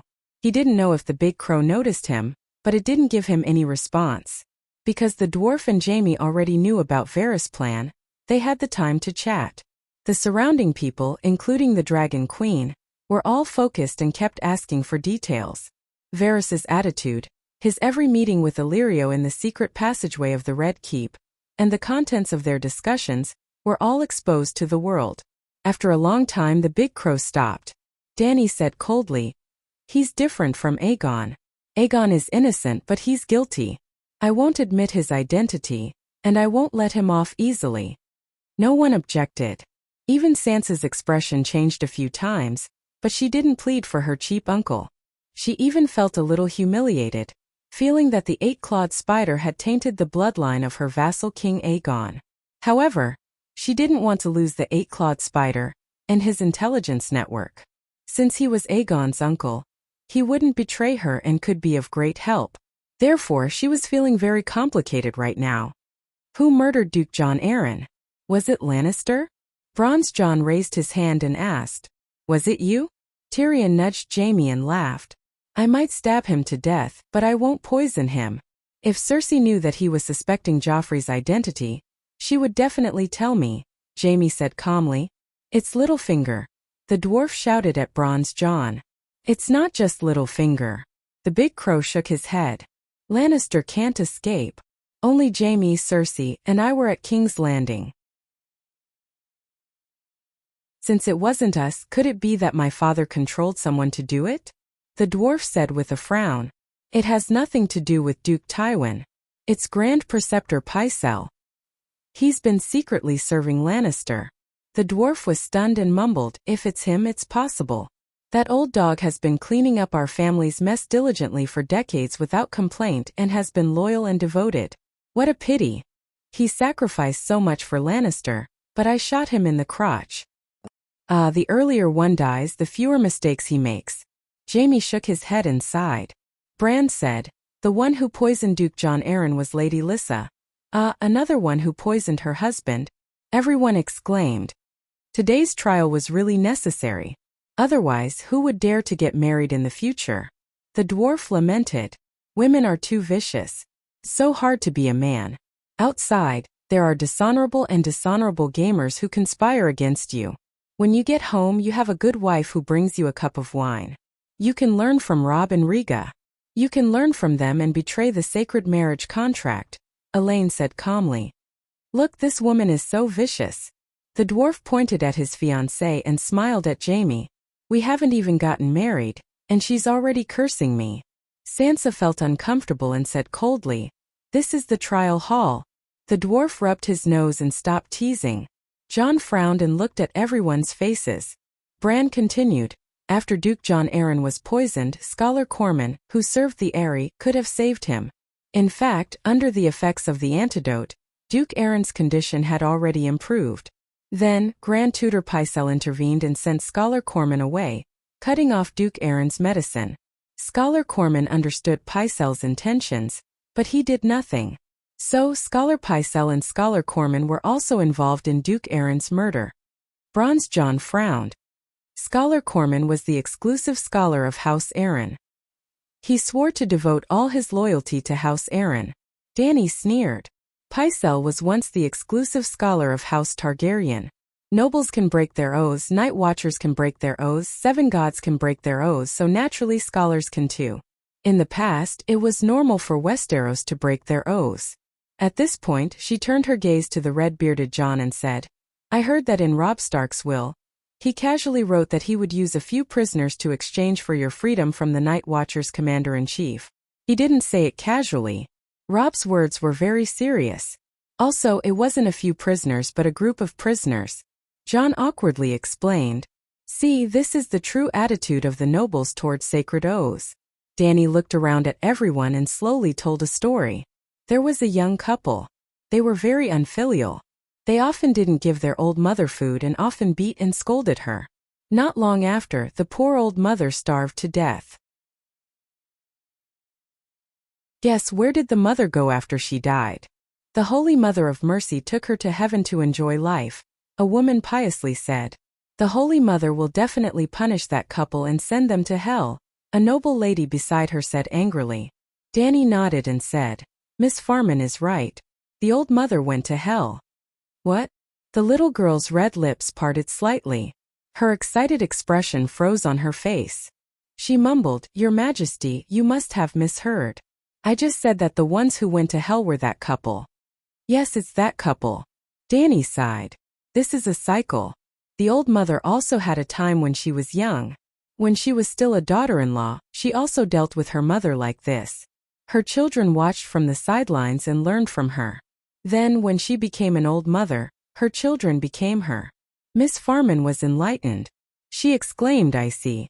If the king himself treats sacred oaths as child's play, then his subjects will treat oaths of loyalty as child's play too. The king of the north, Robb, first broke the sacred marriage contract and set a price for the oaths of the Night Watchers. Then Walter Frye and Roose Bolton can also set a price for their loyalty. In the end, everyone will lose respect for oaths. This kind of world is too scary. Everyone in the hall, be it nobles or commoners, was shocked and deeply moved. Especially the few Stark, whose expressions were especially complicated.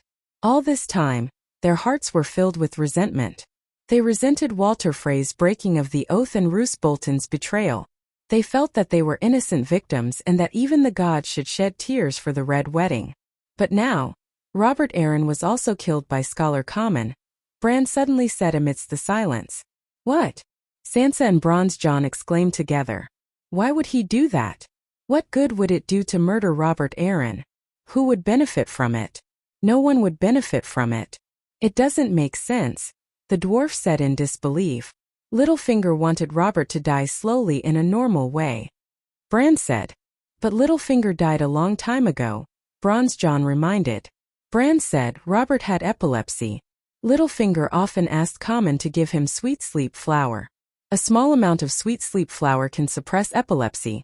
But in excess, it's a lethal poison that kills without leaving a trace. So sweet sleep flower is not suitable for Robert, who often has epilepsy. Just like how he treated Duke Jon Arryn, Scholar Common knew the consequences of doing this, but he still did it. It wasn't that Scholar Common was loyal to someone, worked for someone, or wanted something. He was just weak and heartless. He didn't have much loyalty to Arryn.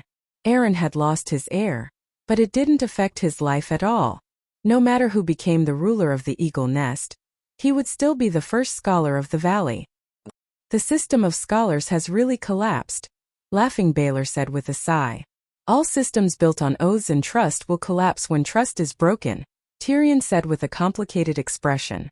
After that, they ended the assassination of Bran, Robert's death, Eid's death, Langley's death, and a series of other cases. They perfectly recreated the process of Langley's death and explained the Shadow Binding Knight's Shadow Wizard technique. The crowd was shocked. The Onion Knight woke up from his sleep, as if someone had poured a bucket of cold water on him. Then he fell limp on the chair, as if his spine had been removed. His eyes were filled with despair and grief. In the end, The mystery that had troubled the nobles of the Seven Kingdoms for many years was easily solved by the three-eyed crow.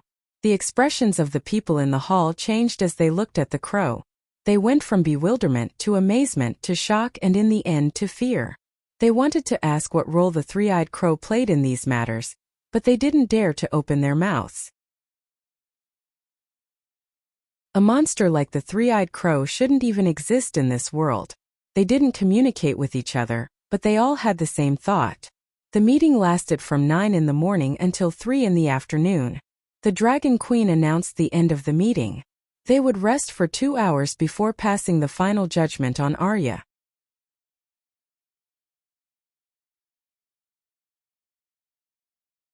Chapter 9:27. During the intermission they had a late lunch.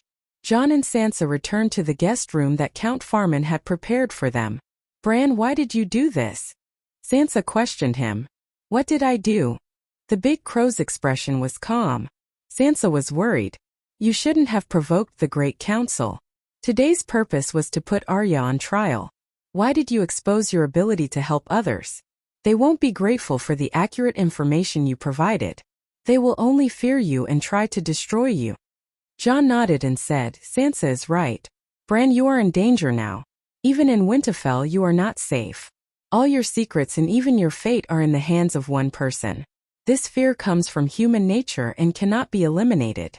People will not think about what the three-eyed crow did to Westeros and the entire human race. Fear and anxiety will drive them to do anything.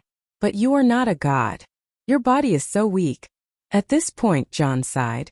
"You let the instructor teach you swordsmanship every day, and you exercise every day. Then everyone can see that you're just a mortal.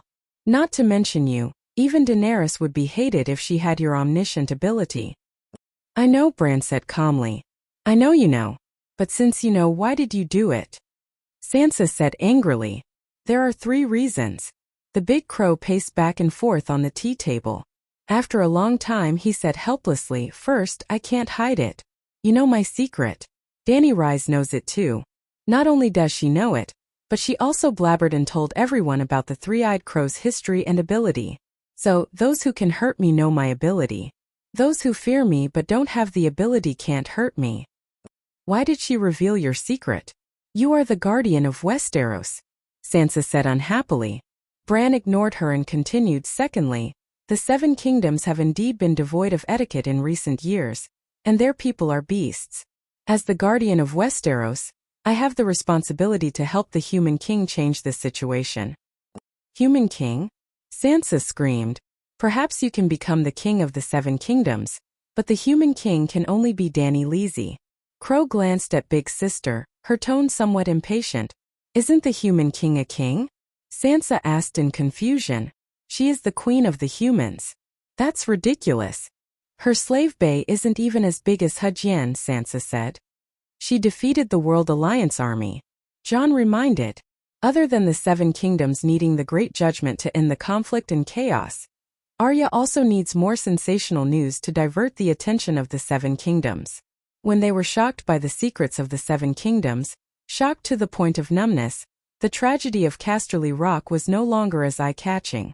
When they subconsciously realized that the people of the Seven Kingdoms were not what they used to be, that the nobles and kings had lost their honor and justice, Arya's slaughter for revenge was no longer so unacceptable. Compared to those dukes and kings who betrayed their oaths and honor, at least taking revenge for their families is a righteous act recognized by the gods. Jon and Sansa's jaws dropped and they were stunned. After a while, Sansa said with a complicated expression, "For Arya, you would rather sacrifice yourself? Have you ever done anything for me?" Sansa thought bitterly. The raven turned away from her. Today, the Dragon Queen sorted out the dozens of large-scale cases that the Seven Kingdoms had accumulated over the years. Basically, she followed 2 principles. Do not implicate the culprits, and do not punish them by death. This is just and merciful, and it was accepted by the nobles of the Seven Kingdoms.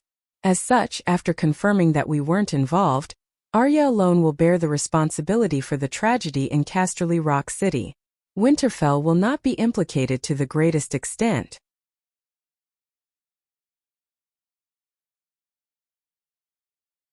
I'm afraid you won't be able to intimidate people with evil intentions. Instead, you'll make more people hostile to you. You should understand that, Sansa said. The big crow nodded. Don't worry, I have plans. You'll understand when the trial is over. Sansa knew he didn't want to say more, so she didn't ask. Instead, she changed the topic to Jon. Jon, you need a wife. Jon said awkwardly. I have Ygritte and Whale. They're savages. They can be lovers and give birth to children for you. But you need a wife of equal status, Sansa said seriously. It's not the first time Stark married a freedman. Don't forget Winter's now Rose P.S., Jon said stiffly. If it were any other time, I wouldn't object to you marrying Whale or Ygritte. They both love you. Like Stark, they believe in the old gods. They have a strong personality that suits Winterfell. They're not perfect, but they're qualified to be Stark's wives. But the situation is different now. We need to do something through marriage. What is it? I don't want to fight for power. Marriage is useless to me, Jon said with a frown. It's not about fighting for power. Sansa thought for a moment and asked, do you remember Myrcella? She's completely different from Cersei. She's smart, quiet, and elegant. She's a good match. Myrcella? Jon recalled the beautiful girl who sat at the same table as Robb at a banquet in Winterfell. For a moment Jon was moved by desire. But he quickly shook his head and refused. I understand what you're thinking. You want to resolve the hatred between Stark and Lannister through marriage. But I have my own lover, and marriage will do more harm than good. What do you mean? Sansa asked, puzzled. The alliance between the northern region and the western region may arouse the vigilance of others, which may lead to a new round of power struggle, Jon said. You're giving up eating for fear of choking, Sansa said impatiently. It's already late. How many people are left in the north and how many in the west? Our two families won't be able to recover in a few hundred years. Moreover, the nobles of the Seven Kingdoms understand that our marriage is simple. It's to resolve the hatred between our families. Why would they think so much? She looked at Bran and said, what do you think of my suggestion? Bran pondered and said, we can try. Whether it succeeds or not, at least we'll be sending a message of goodwill to Lannister. Thinking of Ygritte, who had followed him all the way to King's Landing, and Whale, who had helped him manage the Winterfell barbarians, Jon felt depressed. He couldn't help but mock, if you really want to resolve the hatred, why don't you marry Tyrion, Sansa? I see that you two are flirting with each other. It's better to be lovers openly than secret lovers. You. Sansa's face turned pale with anger. Don't talk nonsense, Bran scolded. Aunt Lyanna stole Princess Dorne's husband. That's already made son Halbert City bear a grudge against us. Now you want the same thing to happen again and let Stark steal Princess Dorne's fiancé? Moreover, Princess Dorne's fiancé is still a Targaryen prince, even though he's an illegitimate son. Jon and Sansa were embarrassed for a moment. Then Sansa's face showed a hint of uneasiness. She seemed to have become Aunt Lyanna? No, she was the dwarf's first wife. At least she used to be. Now it was Princess Dorne's turn to steal Stark's man? Was this also fate's arrangement? Sansa was conflicted. Why don't Sansa marry Jaime? Jon suggested again. Jaime's martial arts are brilliant, he's handsome, and he's very loyal. Now, he's even been personally recognized by the Dragon Queen as the grey-robed Iron Guard. Sansa was still in a daze when the big crow nodded and said, that's fine. The effect of Sansa and Jaime's marriage is better than Jon and Myrcella's marriage. Sansa subconsciously wanted to object, but when she opened her mouth, she suddenly realized that she couldn't find a reason to refute. Whether it was for Stark or herself, a marriage with Jaime seemed to be very beneficial. Jaime was different from Tyrion. He wasn't a Targaryen and didn't have any legal right to inherit the Iron Throne. More importantly, Jaime was indifferent to fame and fortune. He wasn't interested in the Iron Throne or power. The dwarf was the exact opposite. The dwarf was the same kind of person as her. Sansa fell silent.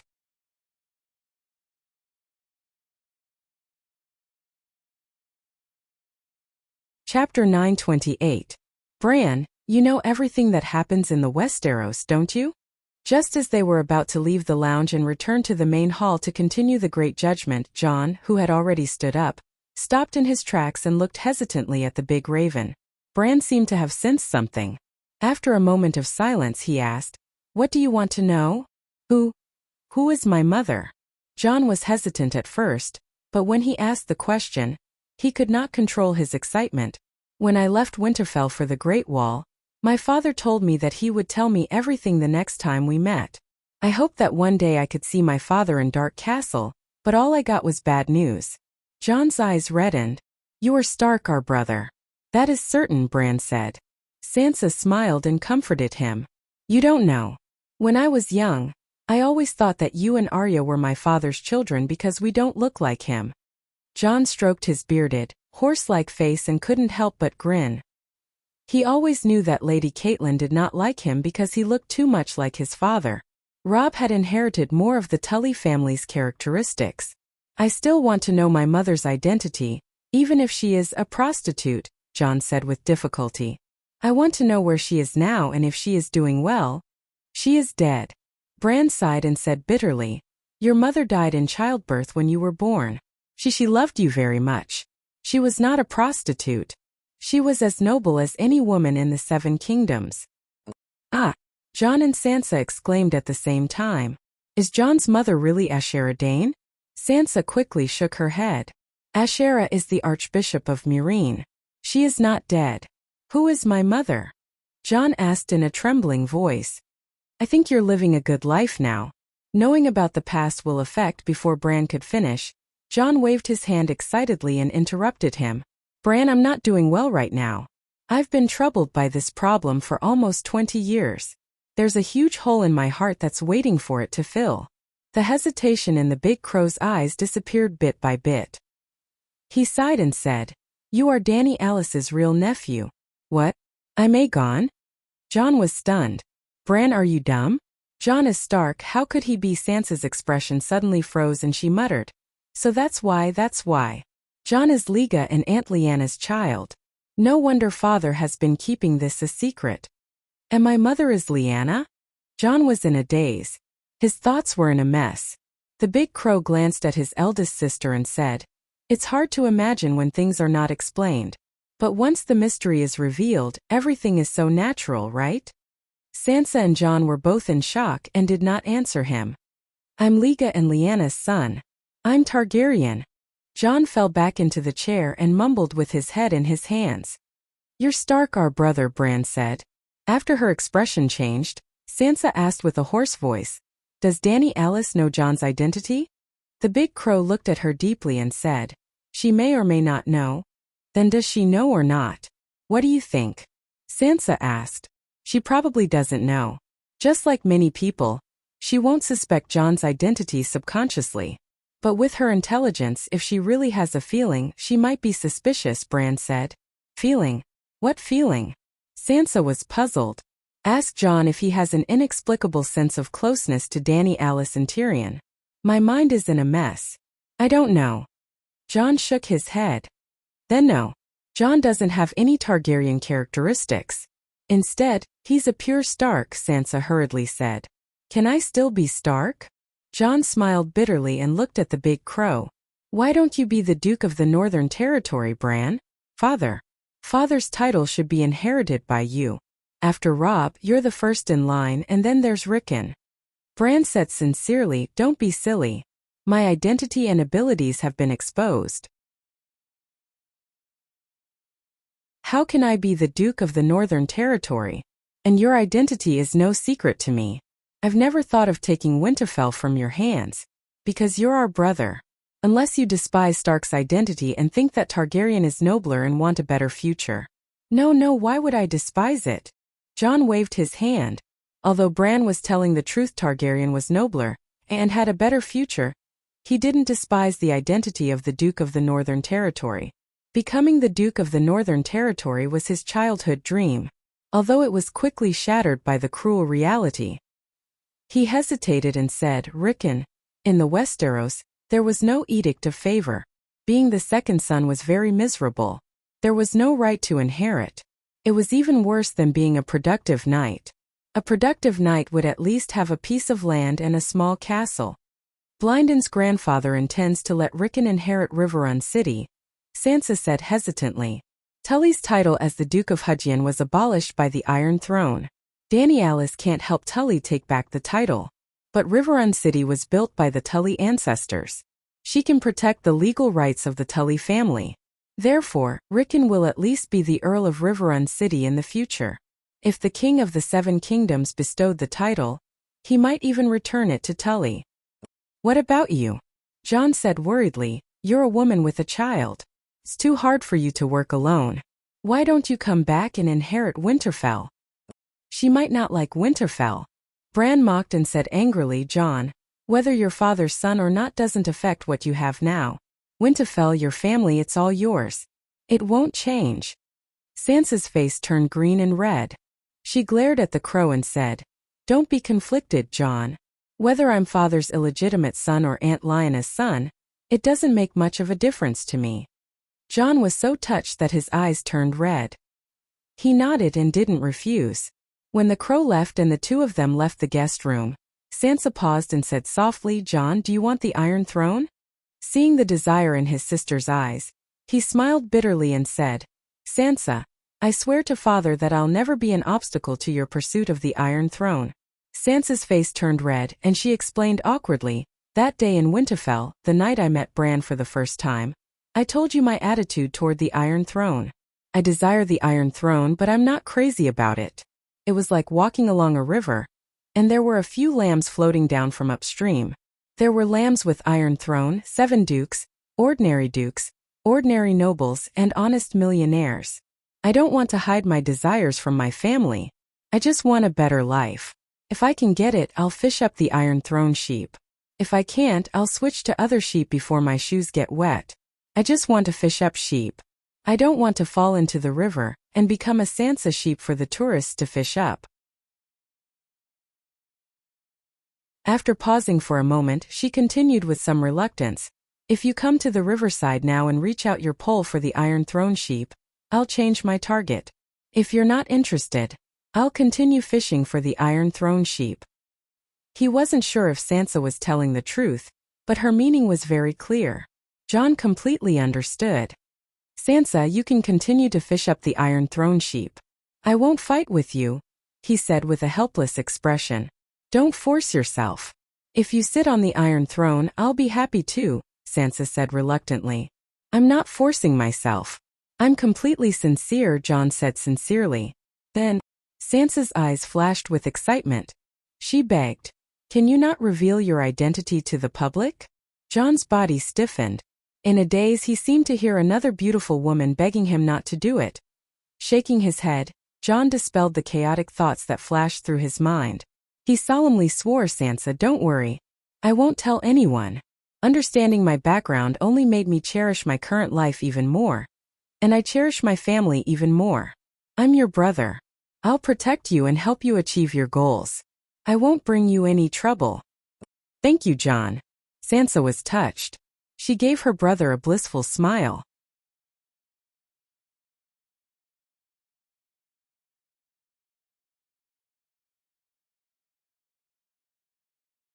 I saw with my own eyes that the Freys chopped off Robb's head, and then sewed the direwolf's head on his neck.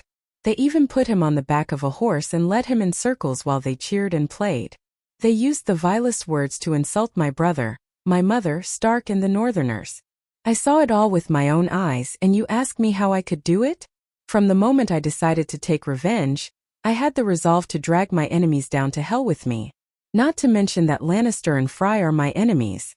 Even if it were a normal person, I wouldn't hesitate to kill them if they got in my way of avenging my family.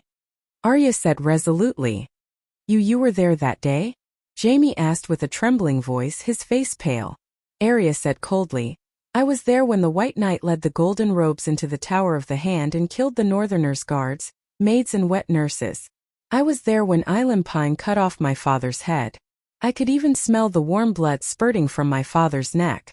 On the night of the Red Wedding, the Hound took me to River Delta. He wanted to find my brother and use me as a ransom, but I ended up in hell. I was in hell that night, because the mortal world shouldn't have such a terrible scene. I was only a few steps away from Robb. I saw him in his new robes. I saw the grey direwolf emblem on his robes dyed red with blood. His blood mixed with grey winds and spilled everywhere. In the end, they even urinated on his corpse. As they urinated, they insulted my mother with obscene words. I was so helpless then, like a maggot writhing in the hound's arms.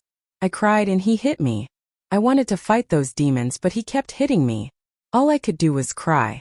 For revenge, I went to Bravos alone and joined the House of Black and White. I was only 9 years old that year. That year, I lost my identity as Arya Stark. I was the lowliest servant in Bravos. Dr. Wargrave's plays about the faceless were all correct. You've all seen the life I led in the plays. I stayed in Bravos for 4 years. It was the desire for revenge that got me to where I am today. In my heart, there's always been a notebook filled with the names of my enemies.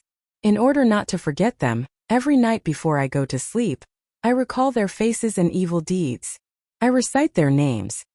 Sir Gregor, Dunson, Sweetmouth Raff, Sir Island, Sir Meryn, Queen Mother Cersei, Joffrey, Valor Morgulus, Valor Morgulus, Valor Morgulus. She closed her eyes, just like she had done countless times before she went to sleep. As she chanted Valor Morgulus, over and over again, a chilling energy seemed to rise in the hall. It wasn't an illusion. As the murderous intent rose in her heart, Arya unconsciously activated the death god meditation technique. The power of death and ice surged like a tide, and the hall was almost dragged into a world of death. Dany's eyes flashed. She secretly used the stranger's power, and the hall returned to normal. Everyone felt like they were in a dream. They only felt that Arya's aura was strange and eerie, but they were confused by the changes just now. They thought they were hallucinating. After waiting for so many years, finally, the chance for revenge is right in front of me. If you were me, would you be able to do it? She stared at Jaime and questioned him coldly. Jaime closed his eyes as if his bones had been sucked out. He slumped weakly on the chair. At this moment he only felt pain, and there was no longer any trace of hatred. The child was right. She had seen her father, brother, and mother die in the cruelest way. No one would hesitate when faced with an opportunity for revenge. Besides, Frey and Lannister were her enemies to begin with. Tyrion's expression was solemn. He had nothing to say. Jon's eyes were filled with pain and pity. He wanted to say something but stopped. Words of comfort were too shallow. He even started to blame himself for not being able to protect his sister and letting her go through such a terrible experience. Sansa covered her mouth and wept silently. When the others in the hall looked at the stupefied Arya again, there was no more hatred and fear in their eyes. Instead, there was more sincere sympathy and respect. If they were in Arya's shoes, they would not hesitate when the chance for revenge came if they saw their family being tortured and killed one after another. Or rather, they would not think that Lannister and Frey were innocent at all. They would kill their enemies, men, women, old and young, without leaving a single one alive. Even Dany was deeply shocked. She had always seen Arya as a bloodthirsty child who killed mercilessly wherever she went. She had never considered the impact of the outside world on her. As Arya said herself when she was 9 years old, she stood in the crowd and watched helplessly as her father was beheaded a few steps away. She could do nothing but cry. She went through a lot of hardships and finally came to River Delta from King's Landing, thousands of miles away. King's Landing was thousands of miles away from River Delta, but Arya did not travel in a straight line. Instead, she made a big circle between the rivers. When she was hoping to hug her mother and brothers for comfort, the greatest tragedy happened to her. The Red Wedding took place in front of her eyes. She watched helplessly as the wolf's head was sewn on her brother's body. That was why she longed for power. She went to Bravos. When she had power, no one could stop the return of the goddess of vengeance. Speaking of which, Arya was the most affectionate and righteous of the wandering Power Rangers. Why did she put Hound on Arya's blood list? Because Hound killed Butcher's underling Michael. At the Ruby Beach, she had a duel with Michael with wooden swords. Emperor Joe had a chance encounter. Why was Arcane Mountain on the blood list? It was not because Arcane Mountain did anything to her or Stark. It was because of Arcane Mountain's atrocities in Helen Castle. They burned, killed, and looted. Who was that Sweetmouth Raff? He killed Arya's little friend, Milo. Wave Crow Yuluin was recruiting Night Watchers in King's Landing. Arya disguised herself as a boy and hid in the team. Milo was a member of the Night Watchers. There was also the White Knight, Sir Marlon. He killed Arya's dance teacher, the chief swordsman of the Sea King who taught her the water dancer. There were many more. They were listed with Id's murderer. Arya remembered them well. It showed that she was indeed a vengeful person. It also showed that she was a loyal person. Looking at the whole book of the Song of Ice and Fire, only she, Dany, and Rhys had taken revenge for the ordinary people at the bottom. Of course, Arya's loyalty could not deny the fact that she was a blood child. Many times she would kill people for small things. For example, people threatened her, scolded her, beat her, or robbed her.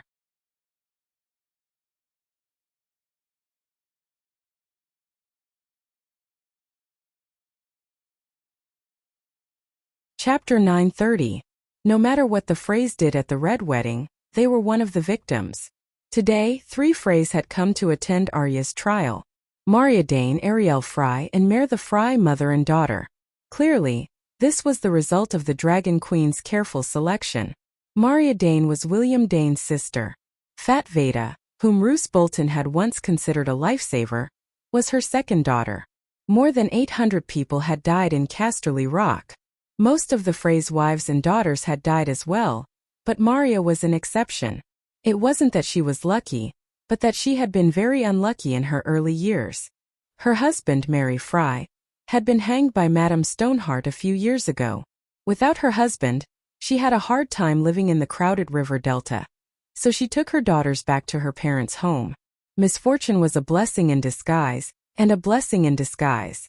For the past 3 years, she and her 2 daughters had been living in Derry City, which had allowed them to avoid River Delta and Casterly Rock. Well, after the Derry family's male heirs had been killed by the Demon Mountain, the first daughter of the Derry family had become the heir. Lannister had also taken a fancy to Derry City, and the one-armed hero Lannister had become the rightful Earl of Derry City. In order to justify it, Lannister had married Marya's eldest daughter, Arielle, who was known as Olly the Gatekeeper. Lannister had cuckolded Jaime, and fate had punished him. His wife was called Olly the Gatekeeper because she was promiscuous and would open the gates for every knight who approached. When Olly was 14, she had been caught fooling around with 3 grooms in River Delta. Later, her parents had no choice but to marry her off to a lowly knight. When her husband died in the War of the Four Kings, Olly was lucky enough to become the first heir to Derry City. She was the eldest daughter, and Lannister had come to take over. It was no exaggeration to say that Olly was the most promiscuous woman in the game. Lannister had come to King's Landing to become a monk mostly because his wife was fooling around, and she disliked him for not being able to fool around. It was said that all the men in Derry City who were second in rank had knocked on Ollie's door. Once, when Jaime passed by Dai Ruaching, the concierge Olly seduced him in front of her husband. The scene was extremely awkward. As soon as Jaime left, Lancel went to the great cathedral. However, the Dragon Queen couldn't stand Olly using the Derry family's name to become the best product in the 7 kingdoms. She stripped Olly of her title in Dai Ruay City, but helped her obtain the right to inherit Ruan River City.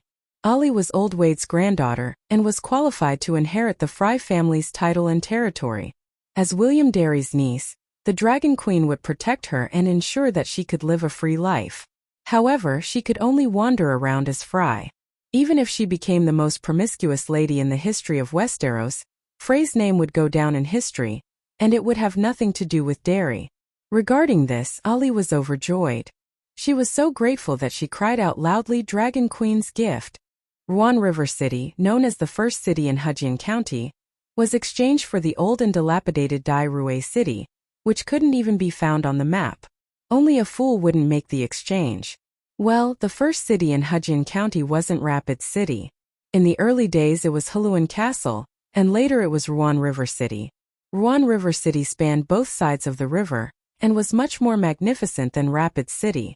Ruan River City also had the only stone bridge on the Trident River. Just by relying on the bridge tax, the Frey family became the most famous nouveau riche in the 7 kingdoms. However, Dai Ruay City was very small and dilapidated. However, the concierge Olly definitely didn't know about the Dragon Queen's plans for Dai Ruay City. Otherwise, she wouldn't make the exchange even if she was beaten to death. As for the current Dai Ruay City, Maria Derry was only 36 years old. Dani was looking for a husband for her. She wanted to find a 24K pure gold bachelor with a good reputation, strong ability, and a wealthy family. Unlike her daughter Ali, Maria was a typical Dari. Not only was she exceptionally beautiful, but she was also dignified and elegant. She had a gentle personality and was quite talented. She was probably someone on the same level as Princess Sanshin. She was rich, powerful, beautiful, and elegant. She didn't have to worry about marriage. Actually, Maria had a son known as Little Wade. He was sent to Winterfell as an adopted son and later died at the hands of Stark. Maria was also quite pitiful. When she was young, 4 of her brothers sacrificed themselves for Targaryen. When she became an adult, because the Dari family declined, she had no choice but to marry Fry. She was extremely disappointed in this marriage. When she reached middle age, first, her only brother and nephew died in the rebellion of the 4 princes. Then her husband's son Little Wade, sister, also married to Fry and died at the hands of Stark, and daughter Fat Veda. If Dani hadn't transmigrated, when the long night fell, Dai Rue City would have been taken away. Even if Maria didn't die, her life would be miserable. Now her luck had changed. She had met the Dragon Queen who wanted to repay her kindness. As long as she could live to 60 years old, she would definitely be able to see the glorious Dai Rue City. She would also be able to be a dignified and powerful matriarch like Old Rose. However, becoming a matriarch was a matter of decades later. Now, she had to cooperate with the Dragon Queen to complete the final trial of Arya. Your Majesty, my opinion is the same as Prince Xion's. Even the gods shouldn't be too harsh on Miss Arya's revenge. I personally admire her determination and courage. But too many people in the Fry family have died. Maria frowned slightly and said cautiously, "What about you, Ali Fry?" The gatekeeper Ali wasn't interested in the trial. She had been flirting with the knights around her with her eyes. Although she didn't inherit her mother's beauty, her nose was too sharp, and she didn't have a chin. She had a good figure with long legs and a full chest. Plus, she was 21 years old, the perfect age. Her eyes were flirtatious enough. Many men were willing to interact with her even if they knew her reputation. Now that she heard the Dragon Queen's question, she said without hesitation, "Your Majesty, I'll do as you say. On behalf of the Fry family, I'll obey your orders." Dani turned to the next victim, Jenny Westerling. "What about you?" Rob's wife Jenny was also a great beauty. She had chestnut curly hair and a heart-shaped face. She had big brown eyes, a delicate temperament, a beautiful face, a slender body, and an especially voluptuous butt. The owner of Cliff City was surnamed Westerling. The Countess was from the Spazer family, the descendants of a spice merchant and a foreign witch. Rob and Jenny's meeting and love were all arranged by the Countess, Heber Spazer. The funny thing was that Heber and her brother Rofo Spazer were undercover by Rob's side. Her eldest son was an upright knight who was completely loyal to the king he swore allegiance to. He jumped into the river and was buried with Rob. In return for betraying Rob, Rofo Spazer became the Count of Castlemaine. Heber's children were married to Lannister. Because of this, Arya only killed Spazer, Heber, and Rofo's family in Cliff City. She did not harm the Westerlings in the city. Jenny, her father, and her younger brother were all alive. After the Battle of Winterfell, as Castlemaine Castle was not repaired and there were no soldiers guarding it, the new Count Rofo brought his family and moved to his brother-in-law's house next door. In fact, before becoming the Count of Castlemaine, Rofo Spazer was the acting mayor of Cliff City. He helped his brother-in-law manage his territory when he was away fighting. The last time Arya slipped down from Cliff City, the rope she used to fall down the battlements was still there and had not been taken away. It was not a mistake. Arya did it on purpose. It was to remind the patrolling soldiers that an assassin had entered their house. Hurry up and clean up the bodies. The whole city should be on alert. Do not let the other ghosts steal the city again. Therefore, even if Dani did not appear, Cliff City would not have fallen suddenly like Casterly Rock. Today, Count Gavin and his eldest daughter Jenny of Cliff City were here. However, only Jenny was the victim's family and sat in the first row. Even though his wife was dead, Count Gavin's opinion was not within the Dragon Queen's consideration. My mother is guilty. My uncle's family is guilty. I am ashamed of their actions. They betrayed Rob. They deserved it. Arya's revenge for her brother and mother was not wrong. I represent the Westeros and Spazer. I completely give up on pursuing her responsibility. At this point, Lady Jenny, who was supposed to be Stark's wife, sobbed and covered her face with her hands. She did not want to represent Westerlings and Spazer at all. She was Robb Stark's legal wife. She was also Stark. However, after what her mother had done, she did not have the face to mention Robb in their marriage. That marriage was legal, and blessed by the 7 gods. However, it was still a shameful conspiracy. Dany sighed and said, Jenny, your mother's actions brought shame to your family. However, you and your brother's loyalty is enough for Westerlings to face anyone, even Stark. The Starks had complicated expressions. However, they did not comfort Robb's wife like Dany did. This was the first time they met her officially.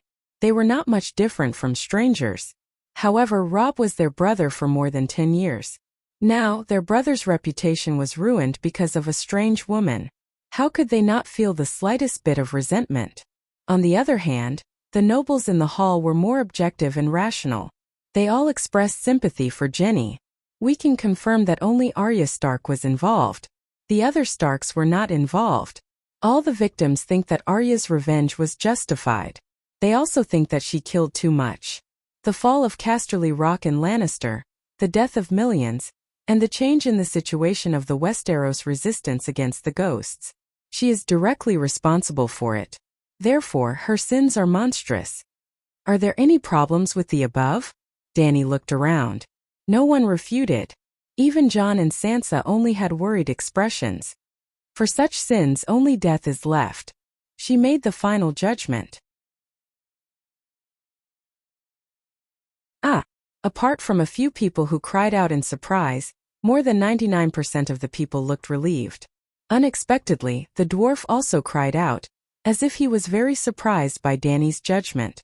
Arya, do you have anything to say? Dany asked. Very fair. I have nothing to say. Then let's do it immediately. We don't have much time. We still have to wake up early tomorrow to fight the ghosts. Arya, choose how you want to die. Dany sighed. Arya glanced at the crow on her shoulder and said hesitantly, I admit my crimes and accept His Majesty's judgment, but I don't want to die.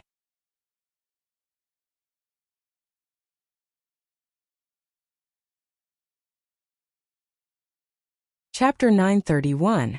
You admit your crimes and accept your punishment, but you don't want to die. What do you want to do? Dany asked. Arya smirked. If it's possible, I'd like to wear a black robe. Everyone looked at each other. Dany smiled. You wish. Too bad the Great Wall doesn't recruit women. Your Majesty, the Great Wall has a dozen castles. You can choose one of them and set it up as a female battalion. Women should have the chance to wear black if they make a mistake, Arya said. Your suggestion is good. I'll keep it in mind.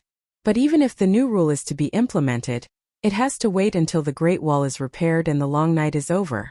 Then the nobles of the 7 kingdoms will sit together and discuss it. Dany shook her head. Arya wanted to say more, but the crow on her shoulder pecked her ear and said, Your Majesty, Arya can wear the grey robe and swear to join the Sisters of Silence and serve the 7 gods forever. Holy shit. The dwarf slapped his forehead and cursed. I've never seen such a shameless person. A woman joining the Sisters of Silence is no different from a man joining the Night Watch, right? Jaime didn't understand his brother's reaction, but he thought it was reasonable. You don't understand. This is surrender, offering, and being in the same boat. The dwarf covered his face and groaned. Jaime really didn't understand. Dany looked at Arya strangely. You're willing to join the church? Arya hesitated. She turned to Jon and Sansa. They nodded. I'm willing. Dany asked again, Do you know what the Silent Sisters are? Arya thought for a moment and said, The Sisters of Silence are special nuns.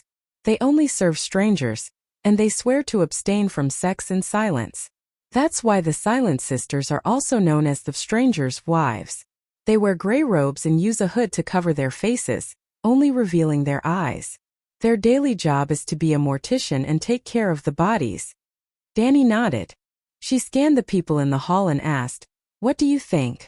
In theory, giving up one's worldly identity and status, and swearing an oath to join the Sisters of Silence can indeed exempt one from the death penalty. Count Farman slowly said. She can become Nun Silence, just like how a man can become a night watcher after donning the black robe, laughing Baylor said. The Holy Mother is merciful. Repenting her sins to the 7 gods for the rest of her life can also offset her sins. Bronzio nodded in agreement. A group of neutral nobles did not object because this was also in line with the traditions of the 7 kingdoms. Joining the Silent Sisters was the only way out for women who were guilty but didn't want to die. Then put on the gray robe and join Sister Silence. Danny couldn't find a reason to object. The expressions of the Stark and the others relaxed, while the dwarf's eyes were filled with resentment. Well, that's all for today. Danny stood up and was about to announce the end of the meeting. Wait. The big crow stopped her and said, Your Majesty, I have 2 more things. What's the matter? Danny sat back down curiously. Your Majesty, Arya has caused great harm to the western region and the 7 kingdoms. Punishment is necessary, but more importantly, compensation is needed. Danny was even more surprised. How do you plan to compensate the 7 kingdoms and the western region? Stark is willing to provide 500,000 tons of food to relieve the refugees of the 7 kingdoms and the western region. Bran threw out a sudden thunder. Sansa and Jon were the first to change their expressions. When the nobles and commoners in the hall came back to their senses, they shouted in disbelief. 7 gods, 500,000 tons, is Stark bragging? Isn't the northern region the poorest duke's family in the 7 kingdoms? During the Battle of Winterfell, they even asked the nobles of the 7 kingdoms to provide supplies and knights. Don't forget Sansa Stark. I heard that she hid more than 300,000 tons of food on Tass Island. Actually, it was 500,000 tons, but 200,000 tons were given to Aunt Dany. That's still not enough. Duke Jon seems to have taken out a loan to buy more than 200,000 tons of food before the long night. SSS, they're going to donate all of it. I remember that she promised to give the King's Landing 100,000 tons of food. Didn't you hear? They're going to relieve the refugees of the 7 kingdoms, including the King's Landing. Even so, they're sincere enough to donate all of their food. Everyone in the hall was in a heated discussion. In the mental dimension that ordinary people couldn't detect, the 3 Starks were also arguing. Bran, you didn't mention this before. Sansa's expression was unpleasant, and she almost flew into a rage. Fortunately, Bran knew his sister well and pulled her mental strength into his mind. Bran, if we give away all our food, what will we eat? Jon was worried. In the past month, 3 million people died in the south of the Neck Marsh. This news spread through Dragonstone Island's Mana Net hub. The nobles of the 7 kingdoms know about it. What do you think they'll think of Stark? Bran said calmly. Not all of them were killed by other ghosts, and Arya has already been punished, Sansa said. It's hard to calm the people. Bran sounded helpless. 3 million people is equivalent to 1/5 of the 7 kingdoms' population. Can you imagine how big of an impact this will have on the people of the 7 kingdoms? The 7 kingdoms have never had such a large number of deaths. 2 years later, the 7 kingdoms will have a large-scale famine, and people will starve to death everywhere. Only Stark will be alive and well. What do you think they'll think? Do they want us to starve to death with them? Sansa said coldly. At least let the 7 kingdoms think that we're starving like everyone else. How many people are there in Stark in the north? Isn't giving out food to the north a form of relief? Bran said. I have other plans, not just to save the north, Sansa said hesitantly. If the 7 kingdoms hate Stark, you'll never be the queen, Bran said bluntly.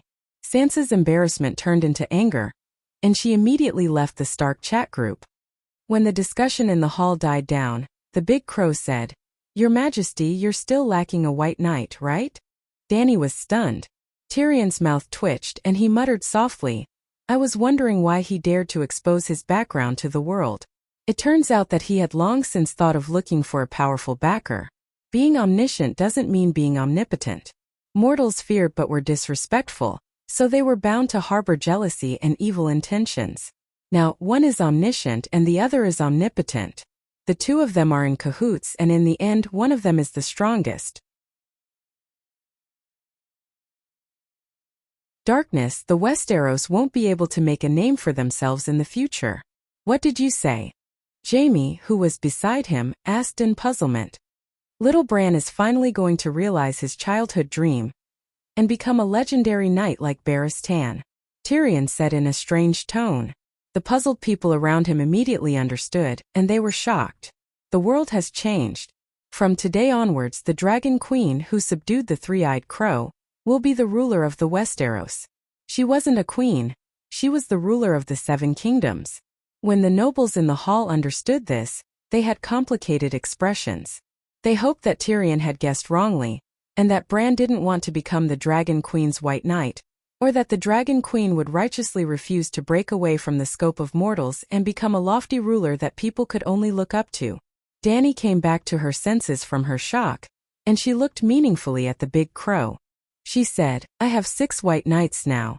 Sir Barristan, Sir Mormont, Warrior Beworth, Sir Girrodane, Sir Garth, and my personal secret guard, Dany C. When she said this, even she found it strange. She didn't realize that she hadn't used up all her white knights, and it seemed like it was destined that the last one would be reserved for a specific person. The Dragon Queen was a woman, and she needed a personal white knight who could follow her into the bathroom and bedroom. So she must have a female white knight. Since old Bart saw Dany C., he had been training her as a reserve white knight. Later, when he met Brittany, old Bart thought of recruiting her to be the Queen's female knight, because Dany C. was too young. When Brittany was verbally conferred the title of Roseless Ironguard by the Dragon Queen, old Bart gave up and went back to let Big Bear continue to teach Dany C.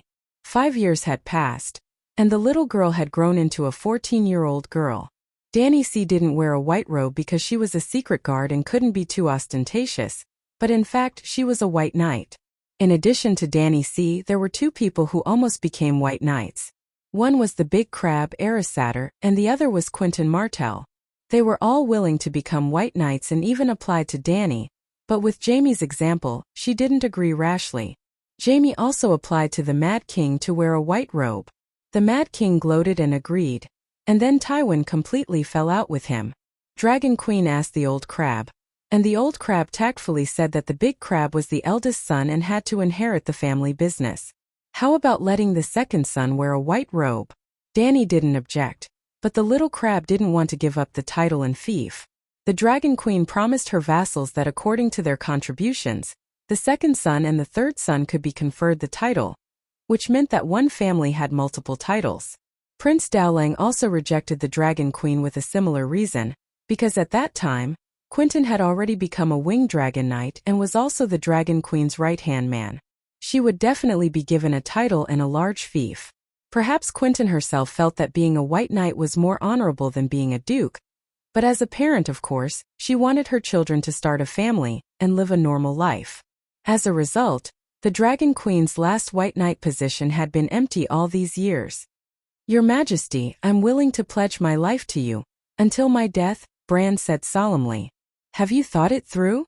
Dany asked even though she already knew the answer. Bran definitely didn't come up with this idea on the spur of the moment. The big crow looked at the tall white knight next to the queen and said in a deep voice, I've thought it through clearly. Following in Sir Barristan's footsteps has always been my dream. Dany leaned against the back of the chair and pondered. The hall was silent, and the people in the surroundings could even hear the queen's finger tapping on the carved armrest. After a long while, she muttered to herself, You are the three-eyed crow, and joining the White Knights will have a great impact. I must ask the Holy Mother. Tomorrow morning, I will abstain from food and pray in the great holy hall. Ladies, you can pray with me, and the Holy Mother will probably descend upon the fairy city. After the trial ended, the crowd didn't leave. Instead, they were invited by Count Farman to a large banquet, but the atmosphere wasn't very lively. The ladies were quite happy, and they gathered together and talked about the old case solved by the three-eyed crow today, as well as the Holy Mother's descent tomorrow. The three-eyed crow and Arya were also the focus of the discussion. However, the nobles had a lot on their minds. After the three-eyed crow defected to the Dragon Queen, how will the Seven Kingdoms situation develop? They were all pondering this question, but they didn't dare to discuss it openly.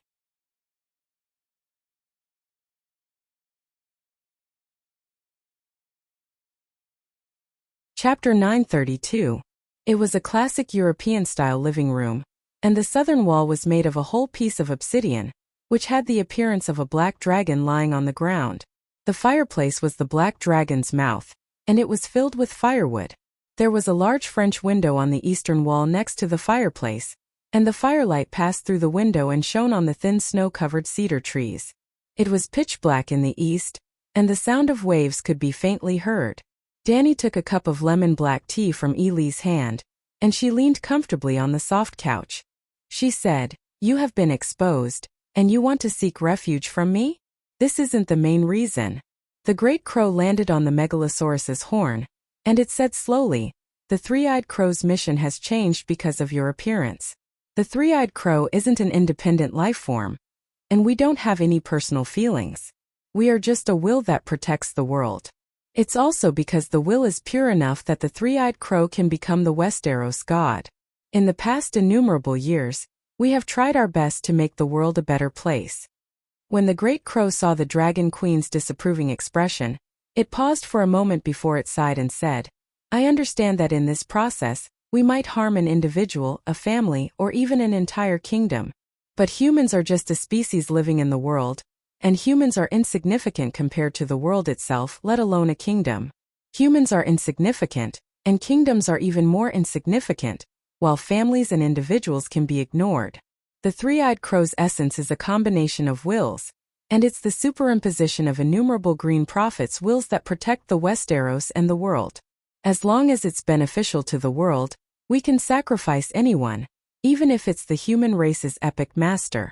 As long as we can stop the world from falling into the abyss, we can cooperate, even if it's the evil god Lalo. Don't treat the three-eyed crow like a human, and it's just a pure will that protects the world. Now the situation has changed.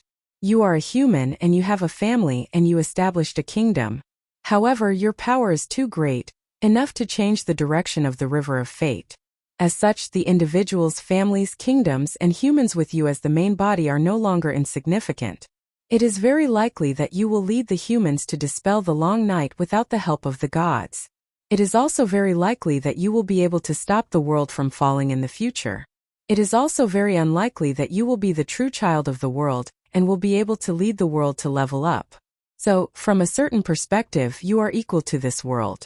Thus, the three-eyed crow that served the world didn't change its original intention, but changed its target. In the three-eyed crow's eyes, if you aren't part of the bigger picture, then it will force you to sacrifice yourself for the bigger picture. Just like before, Blynden had been protecting Lalo's destiny and sacrificing you to fulfill his destiny. But once you become the bigger picture, anyone can sacrifice themselves for you. Danny stared blankly and hesitantly asked, "Why would you have such thoughts? I mean, I always knew that I was part of the bigger picture, and that I should be the most important person in the world. But you didn't have such a correct understanding before." Bran didn't mock the Dragon Queen's self-praise, and he just said in a complicated tone, "I have also been growing recently, and now I almost understand some of the arrangements made by Blynden before his death." "What arrangements did Blynden make?" Danny asked curiously. "Do you think that he could have predicted that I would go against his orders and not fuse with the Green Prophet's seal?" Bran asked. "This," Danny said uncertainly, "in theory, he should have been able to predict it. But if he predicted that you would be derelict in your duties, then he might have made some arrangements and forced you to fulfill your responsibilities as the three-eyed crow. In the end," she emphasized, "Blynden doesn't have feelings, and he can do anything." "You are right. Blynden is the three-eyed crow, and he won't feel pity for me." When the night was about to arrive, the previous generation of three-eyed crows wouldn't allow the next generation of three-eyed crows to lose their omniscient abilities.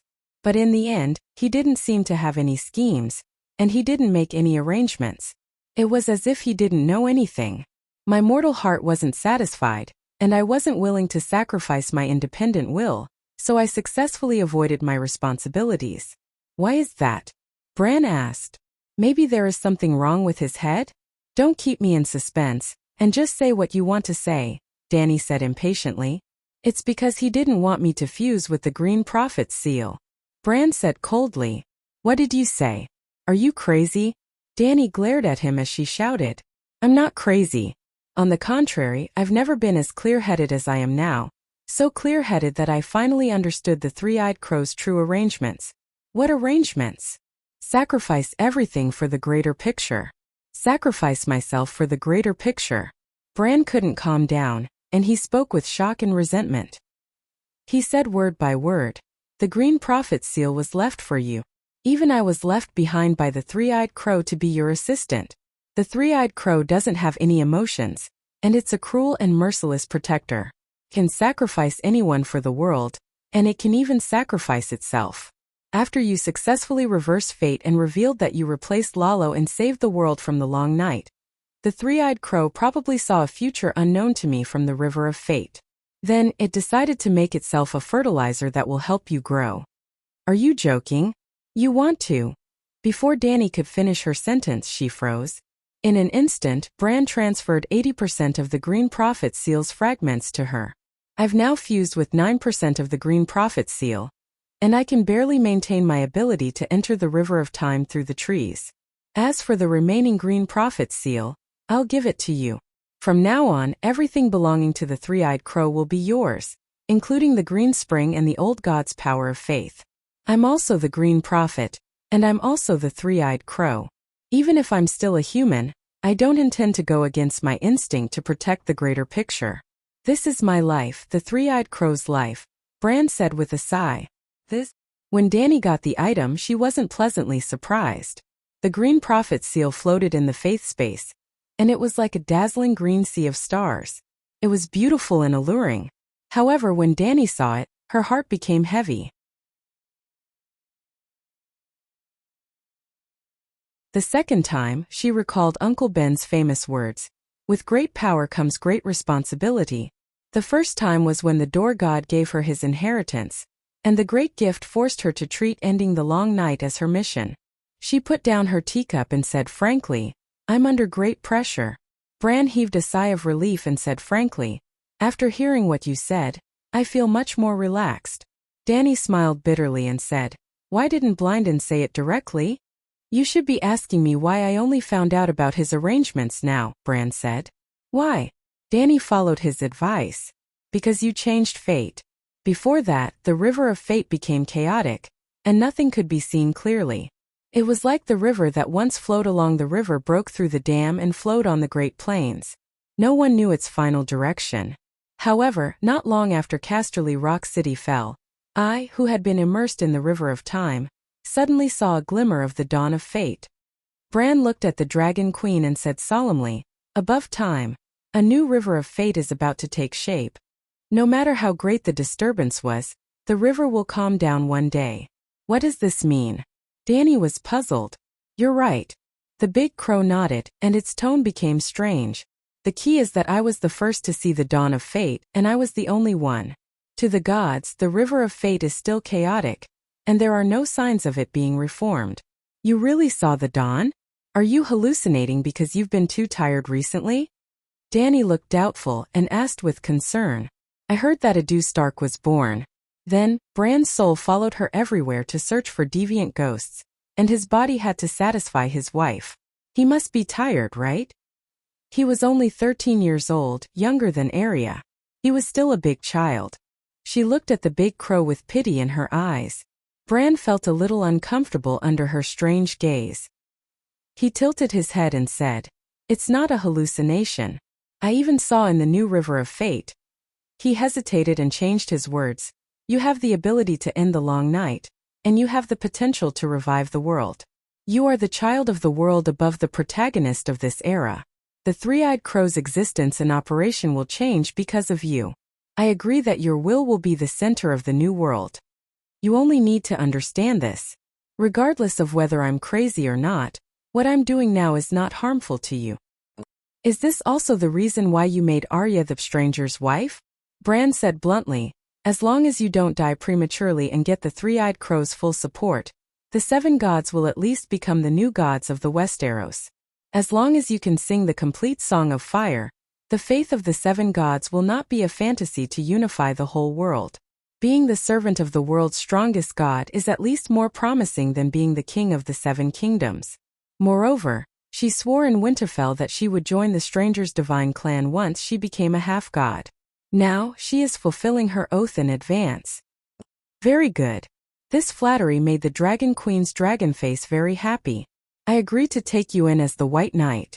Arya will also be the child of wealth under the stranger. Oh no, it should be the black and white impermanence. The Dragon Queen made a wish happily. What are the black and white impermanents? The Soul Reaper, help me, oh cough cough, help the stranger collect the undead. Bran frowned and said, I feel that you should send her to the barbarian land. The barbarian land? Dany narrowed her eyes. I know that you want to arrange for a believer of the seven gods to go to the barbarian land to plunder the divinity. Dany waved her hand and interrupted him stiffly, saying, You are not qualified to be a white knight. You don't even know how to speak. The Holy Mother is merciful and arranged for the child of the seven gods to go to the barbarian land to save the people from suffering, Bran said blankly. Not bad, you have a future. Dany leaned lightly on the soft couch and said thoughtfully, Your suggestion is not bad. At first, I wanted to let Tyrion go to the barbarian land, but he did not agree to it. If the Big Sparrow was still alive, he would be the most suitable. That fellow is loyal to his beliefs and most importantly, he is flexible and proficient in political tactics. St. Matthew lacks the ability to adapt and is simple and dull. He can be a role model for the practitioners in the flourishing age, but he is unable to adapt to the complicated situation in the chaotic world. If I let him go to the barbarian land alone, I am afraid that I will lose my only angel. I have been training Matthew these days, and I have also considered arranging for a team of warrior sons to go with him. Now that I think about it, 3 useful disciples are more useful than thousands of troops. Arya can be counted as one and the rest. A plan gradually formed in Dany the Buddha's mind.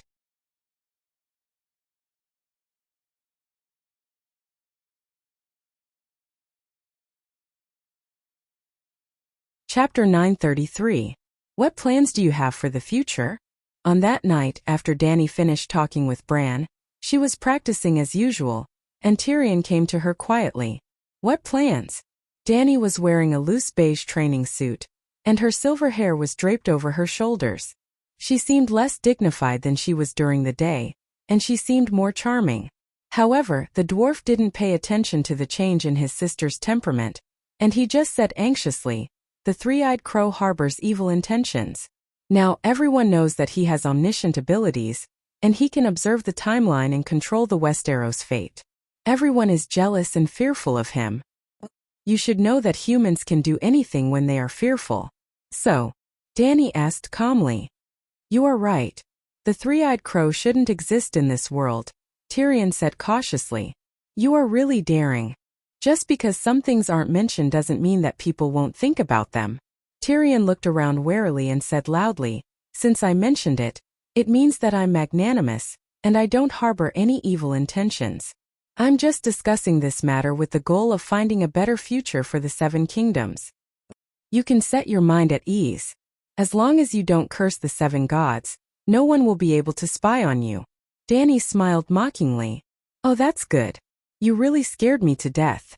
The dwarf heaved a sigh of relief and said, I don't even dare to speak. Look, as long as the three-eyed crow still exists, the Seven Kingdoms people will have to live in fear, and the whole world will be gloomy. The three-eyed crow needs to exist.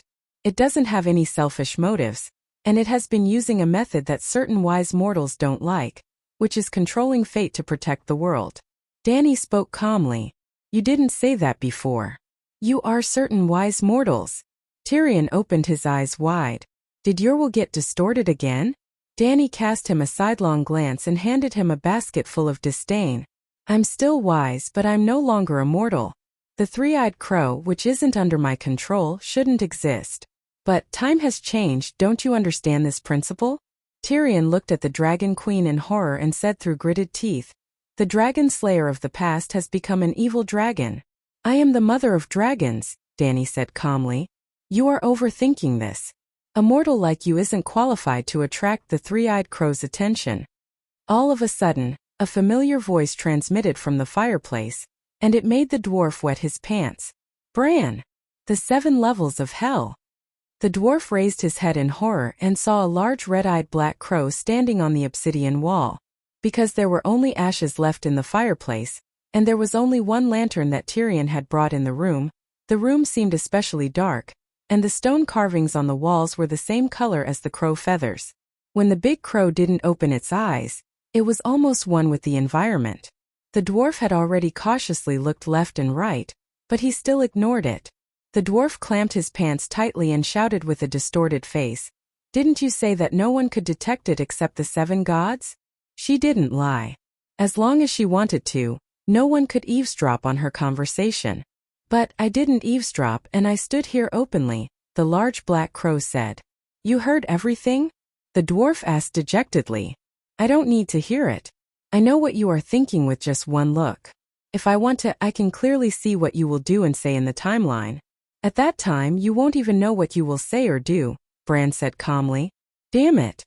The dwarf was flustered and exasperated, and he decided to throw caution to the wind. He shouted, "This is the reason why we can't tolerate you." "I know," Bran said softly. "You know, but you don't care." Tyrion calmed down. Did you know that the three-eyed crow's inheritance has been passed down for several million years? Bran sighed and said in an ancient tone, "The human race's short 10,000 years of history is less than 1% of the three-eyed crow's existence. Before the human race, all living beings in the Westeros, such as the forest children, giants, and strange creatures, knew about the three-eyed crow's existence. They all worshipped it and respected it as a god. All living beings in the world knew the significance of the three-eyed crow's existence, and they all sincerely praised it. They even hoped that their will to protect the Westeros would be integrated into the Green Prophet's seal. It was because of this that the three-eyed crow became the Westeros god. The three-eyed crow became the Westeros god, but it wasn't because we called ourselves the Westeros guardian god, but because the Westeros and Westeros living beings chose us. Actually, when one heard the name Green Prophet, one should understand the Green Prophet's status among all races. But everything changed after the human race entered the Westeros. The forest children were people who sang praises to the earth, and their love for the world surpassed their own. It was because of this that an existence like the three-eyed crow appeared. But the human race loved itself more than anything else. Now, you don't know what the Green Prophet is and what the three-eyed crow is. But in the past 12,000 years our existence wasn't a secret to all races, including the newly arrived human race. The human race's reverence for the Green Prophet originated from their fear, and such a state wouldn't last for long. Because of this, after the Undulls invaded, the illusory 7 gods quickly replaced the old gods. Tyrion said slowly, "The human race had reason to fear the Green Prophet. The three-eyed crow didn't care about the human race's attitude toward it, but it was willing to sacrifice everything for the Westeros. This was because the three-eyed crow's essence was the combination of all the Green Prophet's will to protect the world. Its existence was to protect the Westeros. When reality proved that the world would be better without the three-eyed crow, it chose to destroy itself without hesitation," Bran said bitterly. "Destroy itself?" Tyrion was startled. "From today onwards there won't be any more three-eyed crows. And I'll be the last one," Bran said sadly. Tyrion cast a glance at the Dragon Queen and muttered, "Why are you so resolute?" "Maybe. I just wanted the three-eyed crow to announce its crimes, and if it did, it would be judged and its actions would be restricted in the future. Don't you understand? The three-eyed crow is a will, and it doesn't have any emotions or fear. It will only do what is within its power and will benefit the world. If you judge it, it doesn't care, and it will still do what it should do in the future. It doesn't even care about its own existence and death, so why should it care about the human race's likes and dislikes? So when there's a will that's as strong as it, one of them must disappear. Now that will has appeared. She's the child of the world, and her significance to the world far exceeds that of the three-eyed crow, who can only abide by the rules. The three-eyed crow also wanted to make progress, but its ability was just there." Bran emphasized in a deep voice, "In the end, the three-eyed crow chose to give the world a better place, and the Westeros changed their world." "You?" Tyrion looked at the Dragon Queen and spoke bitterly. Dany nodded slightly. As a Targaryen, do you feel proud? No, I'm afraid. The dwarf hugged his head, and he was even more despairing than before. I'd rather the three-eyed crow continue to be the Westeros world. At least it doesn't have any emotions, and it won't target anyone. But you do and you will. Fool, you're my family and I'll treat you well, Dany said with a gentle smile. Tyrion shivered. If I leave the Westeros, I'll be able to avoid the three-eyed crow, right? Maybe after the long night, I should go back to my fief, Jean Island. I love Slave Bay. The scenery there is great, and there's also the Red Saintess and Free Maiden. I love freedom. Bran shook his head and said, if she can only stay in the Westeros, then she can't be considered the child of the world, and it's impossible for her to make the three-eyed crow abdicate. The dwarf had a bad guess in his heart, and he said in a trembling voice, could it be that she can still control the world? As long as she can stop the world from falling, she'll be the world's sky. If she can lead the world to rise, then she'll be equal to the world, Bran said. Tyrion felt dizzy and his vision blurred. He felt like his future was bleak, and an illusion appeared before his eyes. 5 colored evil dragons surrounded the world, and the world was as small as a soybean in front of the demonic dragon. Then the dragon queen stood on the black dragon's head, and strong winds blew around her. Lightning flashed, thunder rumbled, and dark clouds covered the sky. Her sinister laughter echoed throughout the world. That kind of future is too dark and suffocating, he said in fright. The world will rise, and the eternal summer will be here forever. Humans won't have to worry about the dark and cold eternal night. That kind of future should be bright and desirable, Bran said. Do you believe what you just said? Tyrion mocked him. The big crow shook his head. In the three-eyed crow's eyes, that's the most beautiful world. In my opinion, it's indeed a bit depressing. But it can't be helped as we live in the world, and the world doesn't exist because of us.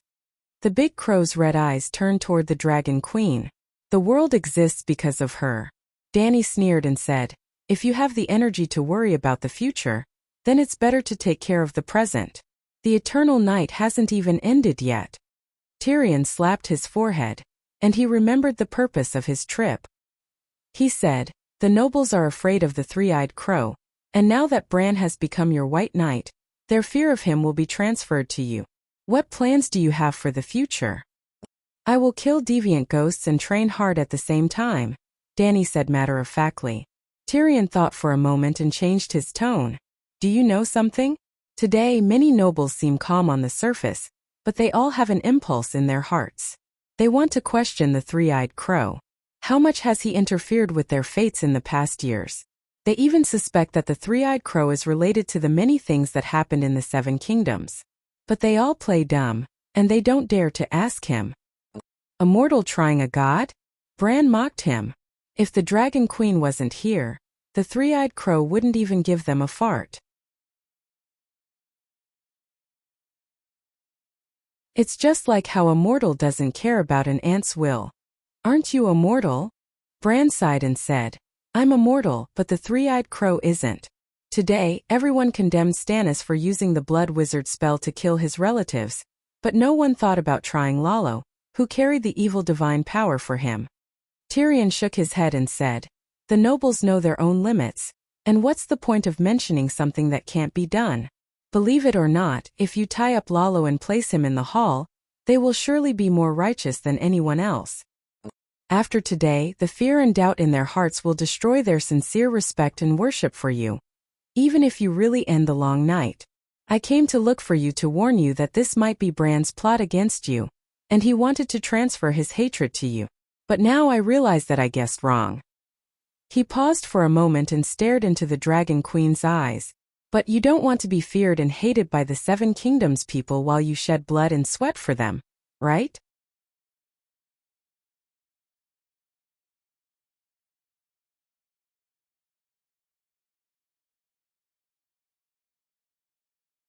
Chapter 934. Dany smiled faintly and said, your worries are not without reason, but I think that people should understand their own position. What do you mean? The dwarf was puzzled. Dany did not explain it to him directly, but instead changed the topic. Regarding today's trial, all of you have subconsciously overlooked a huge problem. What have we overlooked? Tyrion asked. Did you notice that in today's great trial, the victims were only nobles, and not a single commoner? Dany sighed. The dwarf and Bran were both stunned. Bran, tell me, with the standard of death for sending troops to rob commoners, how many nobles here today can survive? Bran was silent. According to that standard within the 7 kingdoms, as long as a noble had led troops, they would all die. Among the nobles who participated in the great trial, which one of them was not a lord with a large army? And in recent years the Westeros had been in constant turmoil. Other than Jon, everyone should be killed? Dany's lips curled into a mocking smile. If we use the standard of killing innocent commoners, strong peasant women, and abusing castle servants in the entire world, how many nobles can get away with no charges? Nobles have special privileges, otherwise who would spend so much effort to fight for the title of nobility? Tyrion mumbled. Is it easier to become a god than a noble? Or rather, do you think the difference between a god and a noble is bigger? Or the difference between a noble and a commoner is bigger? Dany asked again. The dwarf was silent as well. People will always be divided into classes based on money, nobility, and power. It is unavoidable. Even someone as strong as me can only try my best to be fair and just, but not truly fair and just. Or rather, the world is unfair to begin with, and absolute fairness is the greatest unfairness. Dany said helplessly. Tyrion also understood what she meant when she said that a person should understand their position. Dragon Queen did not want to be a noble. She wanted to be in existence above the nobles. Gods were omniscient and omnipotent, just like how nobles bullied commoners. You want to be a god? He asked. It's not about what I'm going to do, but when I kill one god after another, when I reveal the power of a god again and again, what will they think of me? Tyrion smiled bitterly. Looks like I was worried for nothing. You don't have to do anything special. As long as you keep it up, they will treat you like a god. No one would be jealous of what a god has. Then he shook his head and said, no, not necessarily. There must be people who covet the way to become a god. They won't be afraid of you, but they will be jealous of you. Because you were just like them, a mortal. Then train hard.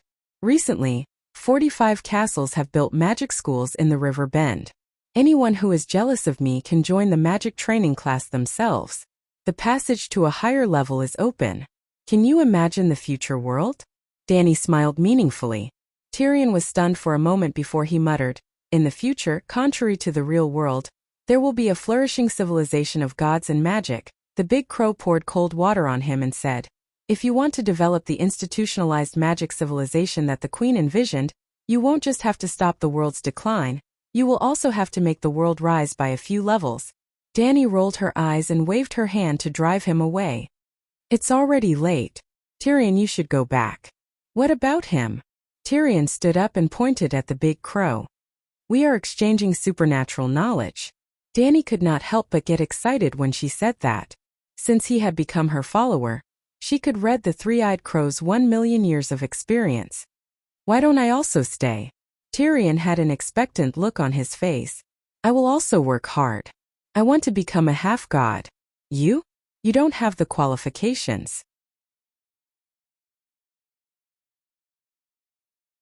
You should focus on improving your magic power. The next morning, in the fairy city's great sage hall, the tall, white, mottled wooden door was tightly shut. 4 white knights, Barristan, Beavis, Gerald, Dane, and Garth, stood in front of the door. Hundreds of nobles and madams were gathered in the corridor outside the door. Some of them craned their necks to take a look, while others whispered to each other. There were also many people who didn't speak, but communicated with each other with strange gazes. In front of the great sage hall, there was a platform for the archbishop to preach to ordinary people.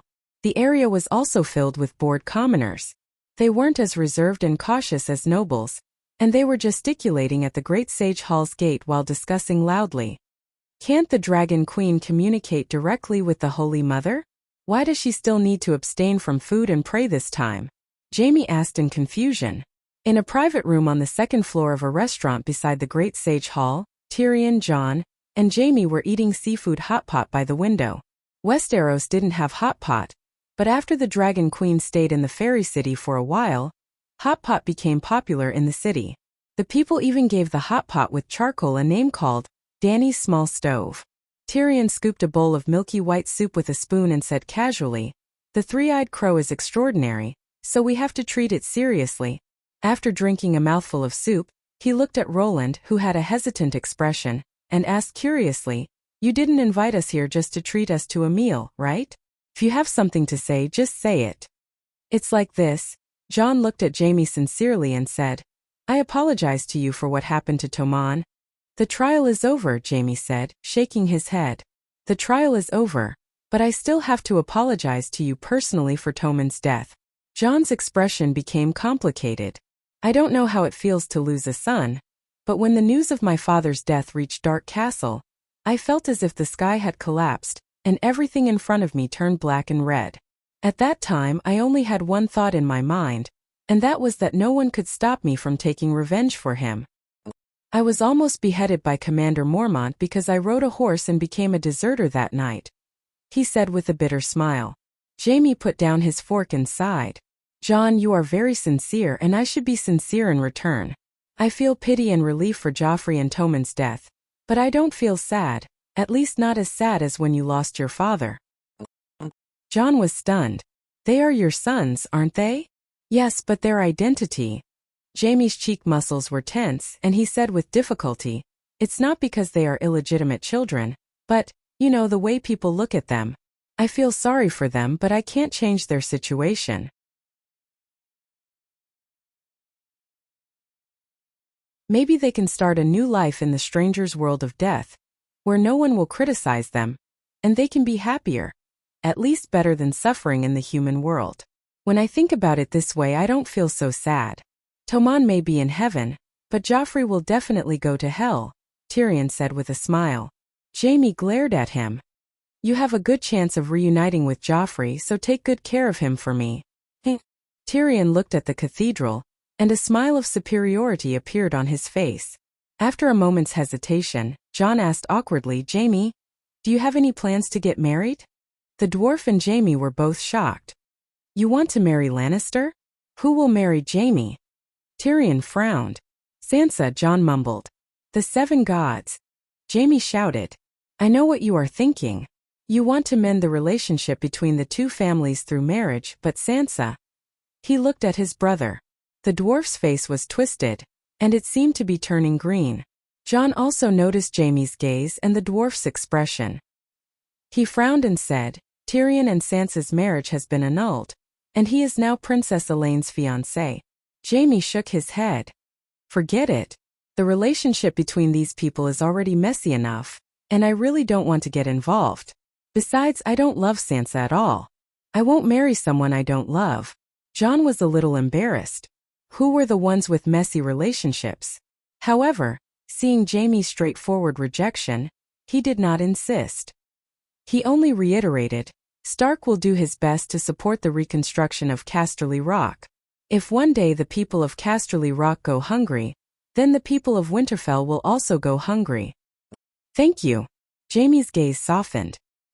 He sighed and said, "If our parents could sit down and talk peacefully, perhaps there wouldn't be so many tragedies. I can't imagine Pops and I sitting together and chatting."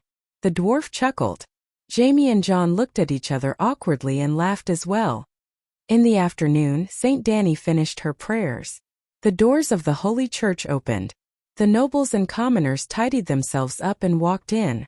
They lined up behind the Dragon Queen according to their status. "How did it go?" Before entering the Holy Church, Sansa pulled Jon nervously. Jaime rejected a marriage without love, but he also expressed his acceptance of our goodwill. "We have achieved a small part of our goal," Jon said casually. Sansa heard this and heaved a sigh of relief. That's good, that's good."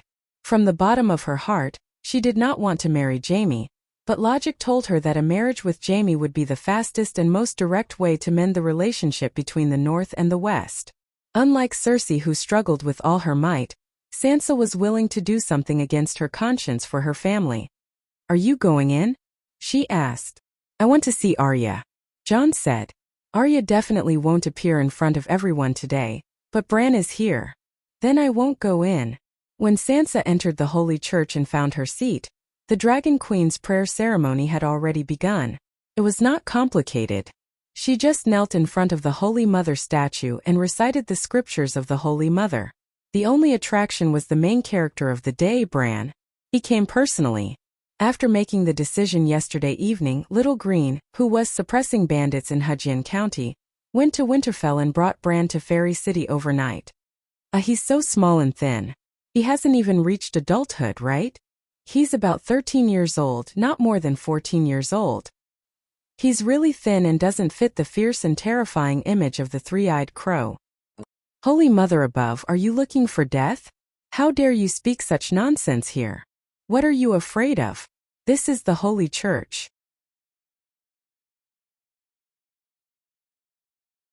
Doesn't the three-eyed crow have to kneel before the Holy Mother here?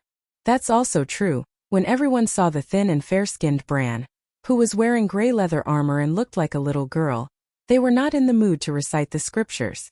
Only the people at the back of the prayer line dared to speak softly. The great nobles at the front did not dare to be disrespectful. Saint Danny and the three-eyed crow were beside them. Suddenly, the Dragon Queen, who had finished reciting the scriptures, shouted in a loud and powerful voice, "Holy Mother, Holy Father, please decide whether to accept this heretic into the White Knights team." In an instant the hall fell silent. Buzz. A ray of white light appeared out of nowhere, and the world was dyed in holy white. Ah, Holy Mother! The Holy Mother has descended to the mortal world. In the Holy Church an old monk shed tears of excitement.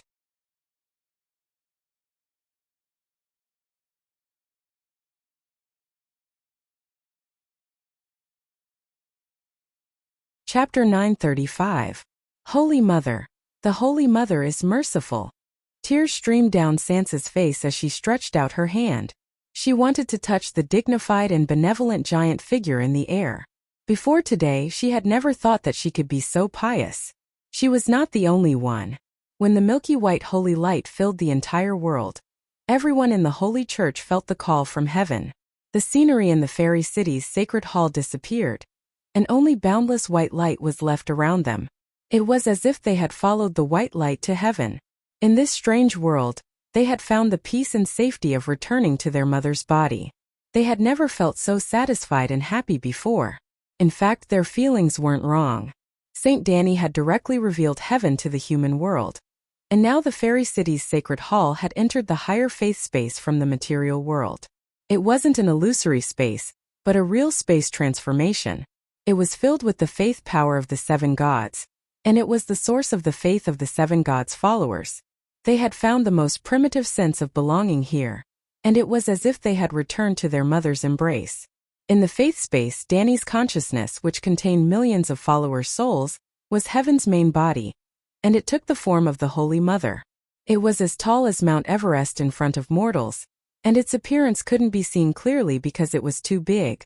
However, its dignified aura was like a solid entity, and it was so oppressive that people couldn't breathe. If there was a god in the world, then it must be one. Compared to it, they felt that they were as lowly as ants. This wasn't an illusion, and in front of that consciousness, even Saint Danny was as small as a brick next to a building. It was the combination of millions of souls, and mortals couldn't even compare to ants in front of it. In addition to its dignified aura, the followers also saw a pair of eyes as bright as the sun. They were as gentle as a lake in summer, and boundless love and compassion rippled within them. It was the Holy Mother. The rain is vast, but it doesn't moisten the rootless grass. The sacred gate is vast, but it doesn't save those who are not fated. The Holy Mother's voice rumbled, and it was like a clap of thunder ringing in people's ears. However, it was also extremely gentle, and it enlightened them, but it didn't hurt their eardrums. Three-eyed crow, 3 million years ago we were fated to meet. At that time I was talking about the world's fall with your master god, and you were serving him as a servant. You served me 3 cups of tea, and I granted you 3 fated chances. Times have changed. His Majesty the Wind God has fallen into an eternal slumber, and I have sincerely saved you twice. Today is your last chance. Ask your soul, are you willing to give up all of the three-eyed crow's divine abilities and glory, and follow me to cultivate the Tao of compassion? The many excited believers were startled. So, the Holy Mother and the three-eyed crow were old acquaintances. 10,000 years ago, what kind of pretentious act was that? They were terrified and in awe. However, the three-eyed crow had only poured 3 cups of tea for the Holy Mother. Their relationship couldn't be considered close, right? To serve tea and water, wasn't he just a servant? It turned out that the three-eyed crow was the wind god's servant. This meant that the wind god should be an old god. The Holy Mother was truly benevolent. Because of the 3 cups of tea, she had converted the three-eyed crow 3 times. However, the Holy Mother said that she wanted the three-eyed crow to give up on its divine ability. Moreover, he cultivated the Tao of mercy. Mercy. This was a huge advantage. He was merciful and could not know all of their secrets.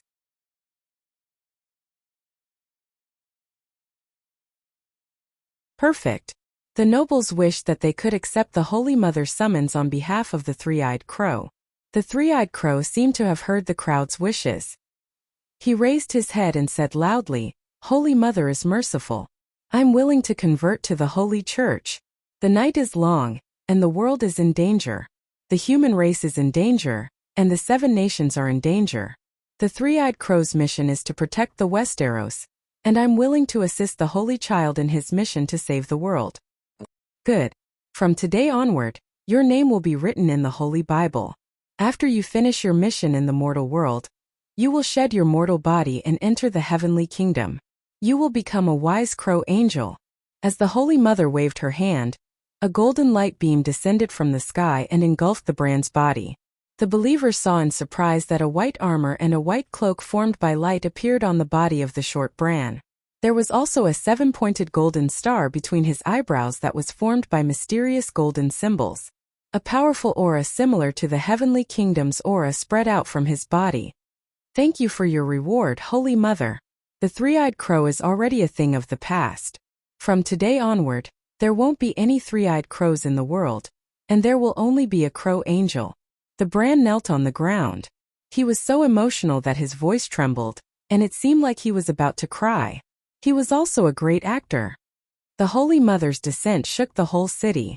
On that afternoon, it wasn't just the nobles in the Holy Church who saw the heavenly kingdom and the Holy Mother.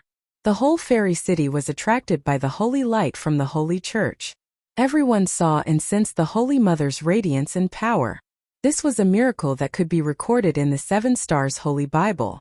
It was a real miracle, and more than 100,000 people witnessed it. At that time, countless believers knelt on the ground on the streets and on the docks, weeping bitterly. They stretched out their hands toward the Holy Church in the city to take the gentle light. They opened their mouths and confessed their sins to the lofty Holy Mother. After this matter, the 7 nations were shocked by the Holy Mother's great miracle.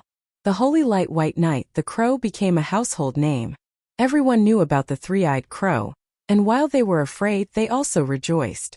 The crow demon had been turned into a crow angel by the Holy Mother. Great power and omnipotence belonged to the Holy Mother, and they were relieved.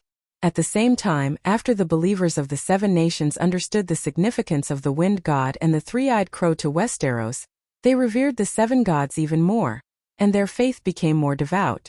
Even the old gods had converted to the Holy Church.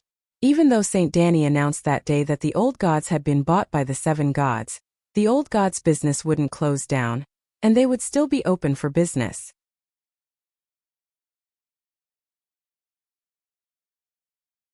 The customers who had bought the old god's service didn't need to refund or change the package, and the Holy Mother would provide the old god's believers with the optimized new 7 gods old gods faith service. This meant that other than the services promised by the old gods believers could also enjoy the benefits of the 7 gods believers. Many of the 7 gods believers were unhappy. Why didn't the old customers get any benefits, and they were treated worse than the new customers? The plan to spread the religion and raise the land that you mentioned last time hasn't started yet, right? On the 2nd day after the Holy Mother's descent, when Danny was about to leave Fairy City and start a new round of deviant ghosts, the dwarf came to her hesitantly. Raise the land to spread the religion? Danny was stunned for a moment before she reacted. You're talking about the mission team, aren't you? Spreading the religion and protecting the religion is just a cover. The real purpose is to slay the demons. Have you changed your mind? She asked curiously, seeing that she wasn't excited at all because of his volunteer. The dwarf was a little anxious. I thought it through. As a Targaryen, I'll fight for the family business for the rest of my life. It's enough to have Jaime for Lannister and Casterly Rock City. He's the Guardian of the West and the Duke of Casterly Rock City. I've been training St. Matthew recently. Dany said strangely, for the past month, I've been taking St. Sparrow and taking turns to give him political lessons. Currently, I've almost trained him into a benevolent old politician, and I'll send him to the barbarian capital in 2 days. Dany was in a hurry to slay the demons, but why hadn't they sent him to the barbarian capital after waiting for more than a month? Even in modern society, after completing the job interview, there would be employment training before the official job. St. Matthew wasn't as clever as the dwarf, so he could only be trained. Dragon Queen was now passing on to him the advanced experience of the most powerful country in power struggle every day. As long as he could learn 50% of the skills of any treacherous official in the history of the Celestial Empire, he would be able to laugh proudly in the Jade Sea. Of course, the treacherous officials of the Celestial Empire might have compatibility issues with the fantasy world, so some of the experience needed to be localized. The Great Sparrow could be considered a famous treacherous official in the mainland. In the history of the Westeros for 10,000 years, he was the only one who could make the Queen Regent naked on the street. In the past month, he had personally taught his little brother his experience of dominating the King's Landing. The same bachelor, the same teaching materials, the same classes, but some students have especially good grades, even if they play around every day. Why talent? The dwarf pointed at himself and said confidently, St. Matthew may be more devout than I am, but in terms of power struggle and the ability to handle chaotic affairs, he will never be as good as me, even if he has the guidance of a famous teacher. His master is also not as good as me, he emphasized. Do you know who his masters are? Shameless boasting. Dany sneered.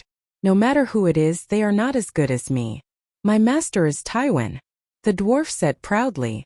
If you put your father among them, he probably won't survive past 1 episode, Dany said sarcastically. Who are they? Tell me, what great achievements do they have? The dwarf said unhappily. There's a eunuch who dared to call a deer a horse in front of the civil and military officials and the king, and everyone agreed. Can your father do it?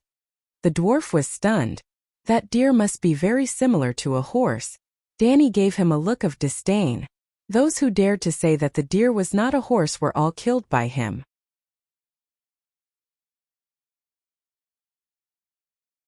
In the imperial court, when he said that feces were fragrant sauce, everyone would lick it while showing an intoxicated expression. That's impossible, right?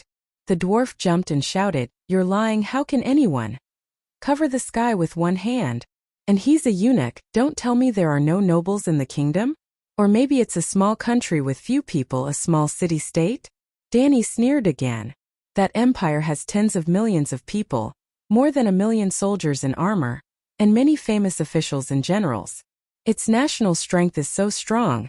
After a pause she sighed. There was once a general who buried 400,000 enemy prisoners alive. Think about how strong that empire is. You're lying, I don't believe it. The dwarf did not hesitate and denied it 3 times in a row. You can't accept this?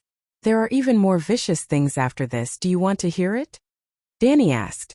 I'm not listening, you're lying. The dwarf shook his head vigorously. There has never been a country with 400,000 soldiers. Even the World Allied forces that besieged Slave Bay didn't have 400,000 soldiers. Then forget it. Dany stood up and prepared to leave. Wait. The dwarf stopped her and asked anxiously. I haven't solved my problem. Dany did not sit back on the chair and look down at him. She asked, Why did you change your mind? Tell me the truth. The dwarf said with a complicated expression. Yesterday, the Holy Mother descended, it was too exciting. That was a real god. The huge pressure of the soul made me feel like I was a maggot beside the Megalosaurus. I never thought that a person could be so strong. I never thought that the gap between humans would be so big that it made me despair. If I don't become a god, I'll be an ant. His eyes were firm, and he said resolutely, I'm not satisfied, I want to become a god too. You're ambitious, very good. Dany nodded and asked, Why don't you work hard to cultivate instead of going to barren land?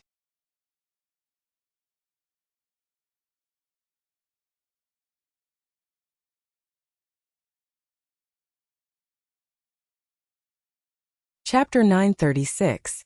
Training is too slow. Let's take the past month as an example. Other than fighting deviant ghosts, I've been training. Even when I'm on the sled bus, I've been silently channeling my meditation technique. By right, my meditation technique's level should be high enough, but my magic power hasn't increased at all. The dwarf's face was filled with despair. This isn't the most despairing thing. When I asked Pogba, Tam, and other normal wizards, they were all envious of my Targaryen bloodline. They said that I have extraordinary talent and that in 50 years, I'll be one of the top wizards in the West. The distance between a top wizard in the West and a demigod is infinite. Then they met Jon Stark and said that he's already the top wizard in the West. Jon's training for a day is equivalent to my training for a few months. Why? Dany glanced at him and said, "You've been modified by the dragonworm and fused with the dragonworm bloodline. Indeed, your talent is better than ordinary people. But you'd better not compare yourself to Stark's family." "Why can't I compare myself to them? I know that their family is favored by the old gods, but I'm not ordinary either. I have a sister who's a god. What does he have? Also, even Sansa's talent is better than mine. It's too unfair." The dwarf was unwilling to give up. "What's so unfair about that? You were a muggle before. You don't have the talent to become an extraordinaire at all." Dany said disapprovingly, "But do you know what I've been through? Ginny." The dwarf waved his arms unconsciously and said agitatedly, "In order to obtain the dragonworm's body, I paid such a huge price. Jon and Sansa have never suffered much. They're born with such good talent. It's not fair. You're unlucky. You're not suitable for training. You're already blessed by the 7 gods to have such achievements now." Dany said, "All right, I'm not someone who only knows how to complain. Now that I've come to you, I'm willing to risk my life for my future." Tyrion looked at the Dragon Queen full of hope and said, "My request is not high, just like Bran and Matthew. Let me join the 7 gods pantheon, and confer me the title of demigod archangel. What do you think?" Dany said, "I have decided to send Matthew to the Eastern Land to spread the teachings of the 7 gods. In order to ensure that he succeeds in spreading my teachings, I have specially prepared 3 apprentices to help him. If you want, I can let you join us." "Make Saint Matthew my disciple? I'm afraid that's not very good. My understanding of the Bible is definitely not as good as his," the dwarf said in embarrassment. "No, you will be his disciple. Wasn't I the leader? Entering the court without haste, worshipping without fame, and walking with a sword in the palace." The dwarf was stunned. Today is different from the past. There are only 1,000 years of searching for opportunities, but opportunities do not wait for people. "You don't even understand this logic?" Dany said coolly. "Can I go in through the back door?" The dwarf asked. "You are already on your way. The candidates for the teaching team have been confirmed. You are the transfer student who went in through the back door." The dwarf rolled his eyes and said in a low voice, "You know that I was the hand of the king in my early years, right? I spent a lot of effort to rope in Tyrell and Martell, appease Lisa in the valley, and in order to protect the King's Landing, I even put on my armor and went to the battlefield myself. I almost died in the Blackwater River. Such outstanding achievements, but in the end, my father took the fruits of my peaches. Everyone sang his praises, boasting about his great achievements in quelling the rebellion of the 4 kings, and gave all my credit to him. But I lay alone in a dark corner, quietly recovering from my injuries, forgotten by everyone."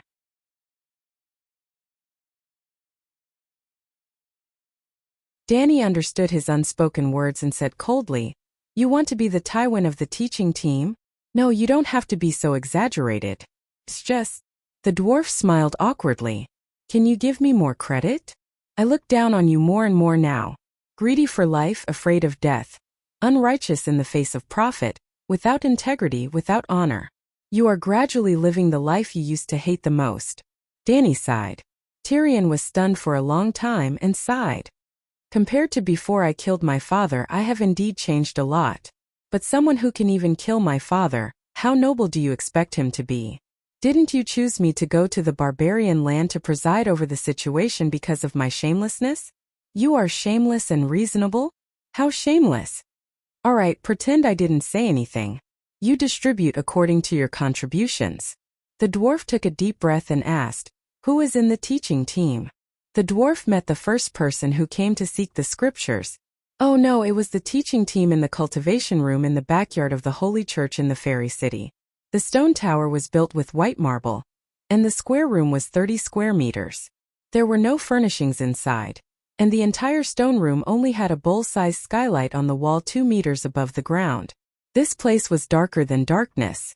Stepping into it, it was as if he had entered another world. It was a grayish-black, and the space was unstable. The air was so strange that the dwarf felt suffocated.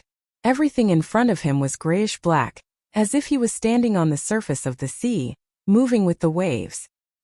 He could not breathe through his nose and mouth, as if the air had frozen. It was uncomfortable to be suffocated, but he could smell the stench of rotting corpses. Perhaps it was not the smell of his nose, but the touch of his soul. Where is this? He closed his mouth and shouted. His soul was separated from his body, but they overlapped. His body was muddled, and his soul was looking left and right, shouting loudly. It was a very strange state. This is the shadow of the real world. Because after a person dies, their soul will slowly decay here, so it is also called the world of death. Danny appeared beside him. The surroundings were still grayish, but there was no longer the feeling of standing on the waves. His soul and body were separated into two.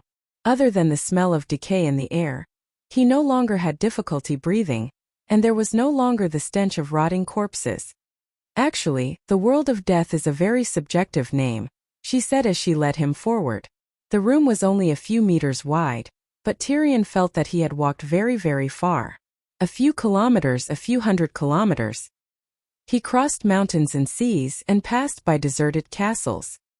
He was very familiar with many of the sceneries. The mountains of the western region, the cities of the western region, he could clearly tell which family the castle belonged to.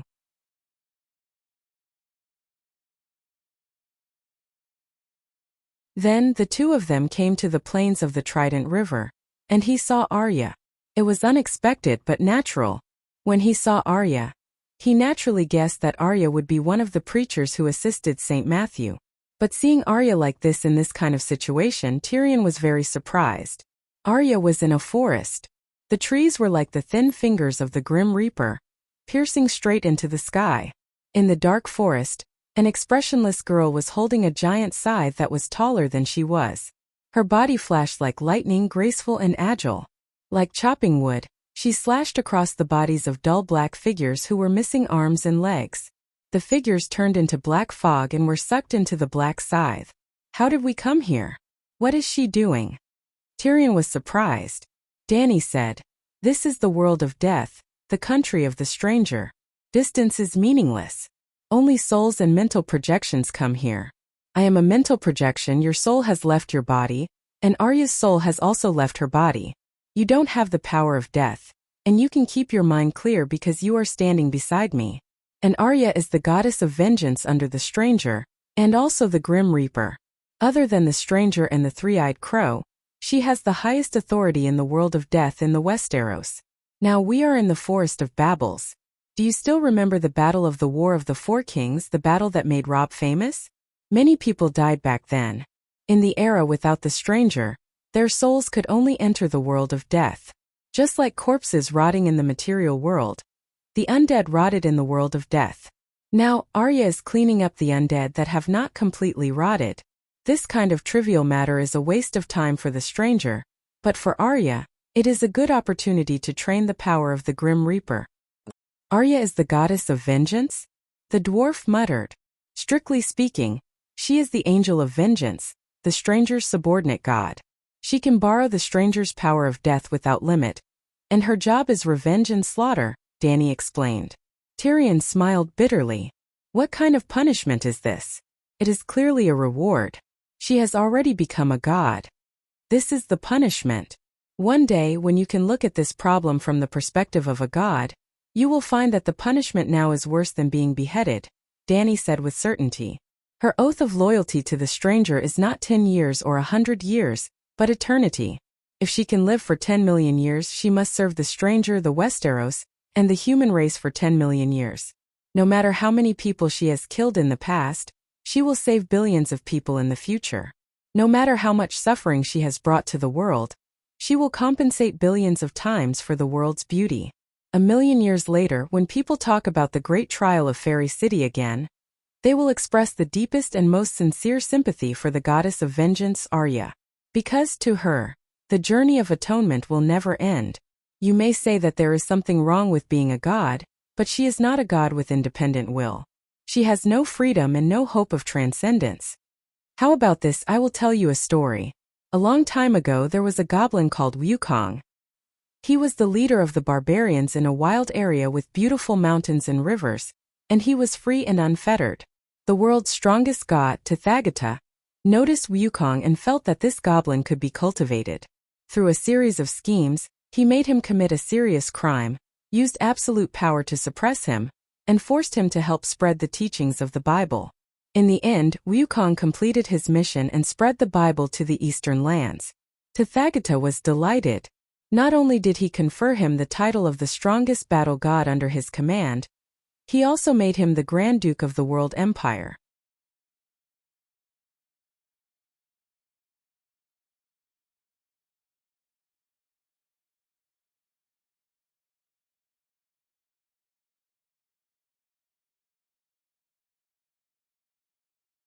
Chapter 937. She reserved the position of stranger god? Tyrion was shocked again. When did this happen? Before the Battle of Winterfell, Bran took the initiative to bring her to serve me, Dany said calmly. Why? Tyrion was puzzled. After becoming a stranger god, Arya lost the chance to transcend. Like Wukong, she lived like a pitiful dog. What's so good about that? Actually, there's a prequel to Wukong's story, Dany said slowly. My talent is strong enough, right? But before I received the inheritance of great wizard Valeglia, even the little wizard queers dared to scheme against me. Talent needs the inheritance of the sect to materialize into true strength. Wukong could become the heavenly battle god because he was protected by the main god, Tathagata, since he was born. From a nameless fairy to Wukong who learned the Tathagata meditation technique, how many benefits did he get from Tathagata? Tyrion looked at Arya in the forest and muttered, she has indeed received many benefits from stranger god. Wukong has a brother who is as talented as him. He seems to be even luckier and didn't fall into Tathagata's trap. But Tathagata isn't the only main god in the world. Tathagata is a god of justice after all. There are countless evil gods in the world. They didn't even give brother Wukong a chance to be born before they occupied his fetus body. Why did they occupy his body? Tyrion was puzzled. Do you know why Lalo and Sheep Egg are targeting me? Dany asked. They want to snatch your bloodline and talent. Tyrion seemed to understand. The method is different but the goal is the same. Dany nodded and continued. The evil gods used the soul to occupy the body to seize brother Wukong's body, bloodline, and extraordinary talent. Ah, that's terrible. The dwarf exclaimed, his face turning pale. He's even worse than you. Wukong's brother hasn't even been born yet. He's still a fetus and has no chance to resist at all. The evil gods are terrifying. Fate is unfair. He lamented. Dany said, fate is still a little fair.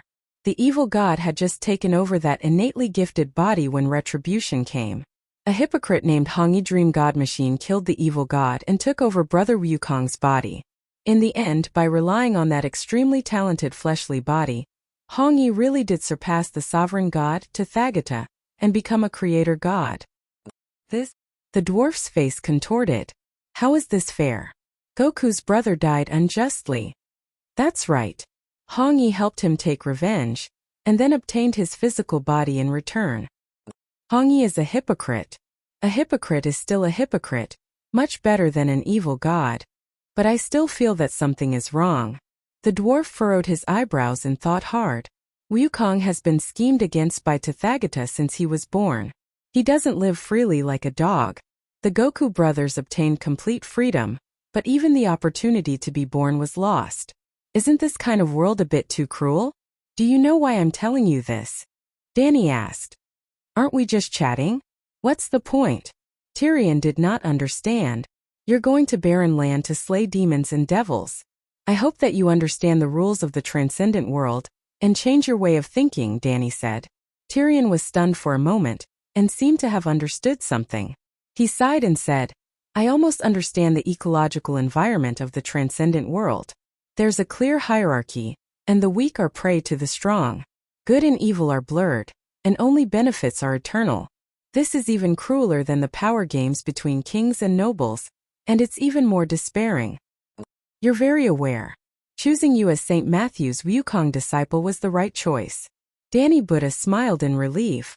I'm Wukong. Am I qualified? The dwarf smiled bitterly. With your wisdom and Arya's martial arts, you can barely make up a fake Wukong.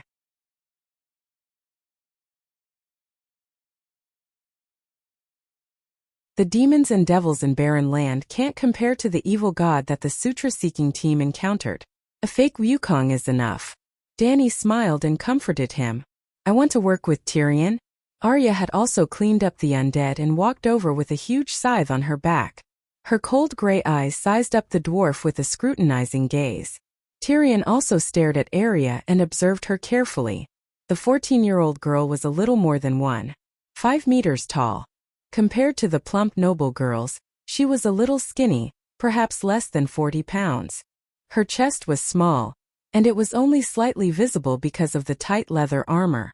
However, her limbs were long, and her body was well proportioned. She gave off a sense of beauty with strength and agility. The dwarf felt that the second daughter of the House of Stark was a little similar to his sister. She had the unique charm and confidence of a strong and beautiful woman.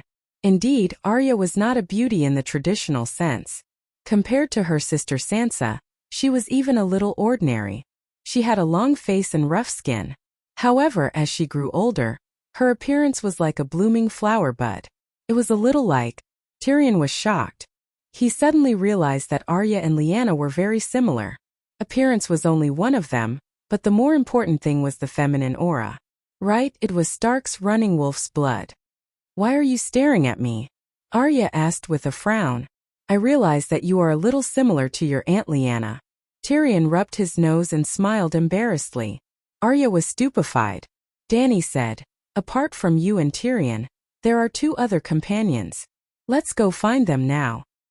In the great cathedral of Baelor, the 7 towers of light that were modified by the clock tower lit up on time every day. Although it could not disperse the darkness that enveloped King's Landing, it still illuminated the nearby Visenya hills in a grayish white. At least there was light here, with the protection of the monks and the Holy Mother. The people of King's Landing began to gather in Visenya. Fortunately, the mass migration and the attack of the other ghosts had greatly reduced the population of King's Landing. That was why the streets were not filled with people. King's Landing, which had a population of 800,000 at its peak, was now left with only 200,000 people. Among them, 150,000 were locals. The rest were merchants, valley soldiers, mercenaries, and red-robed monks. The huge King's Landing was mostly empty, but Eel Lane in Visenya was even more bustling than before the long night. Aside from being close to the great cathedral of Baelor, the young ladies and young men who were still alive had all moved to this remote alley because of the wildfire that burned down the Silk Street. The streets of King's Landing were well planned. Shops of the same kind of goods were often gathered in one street.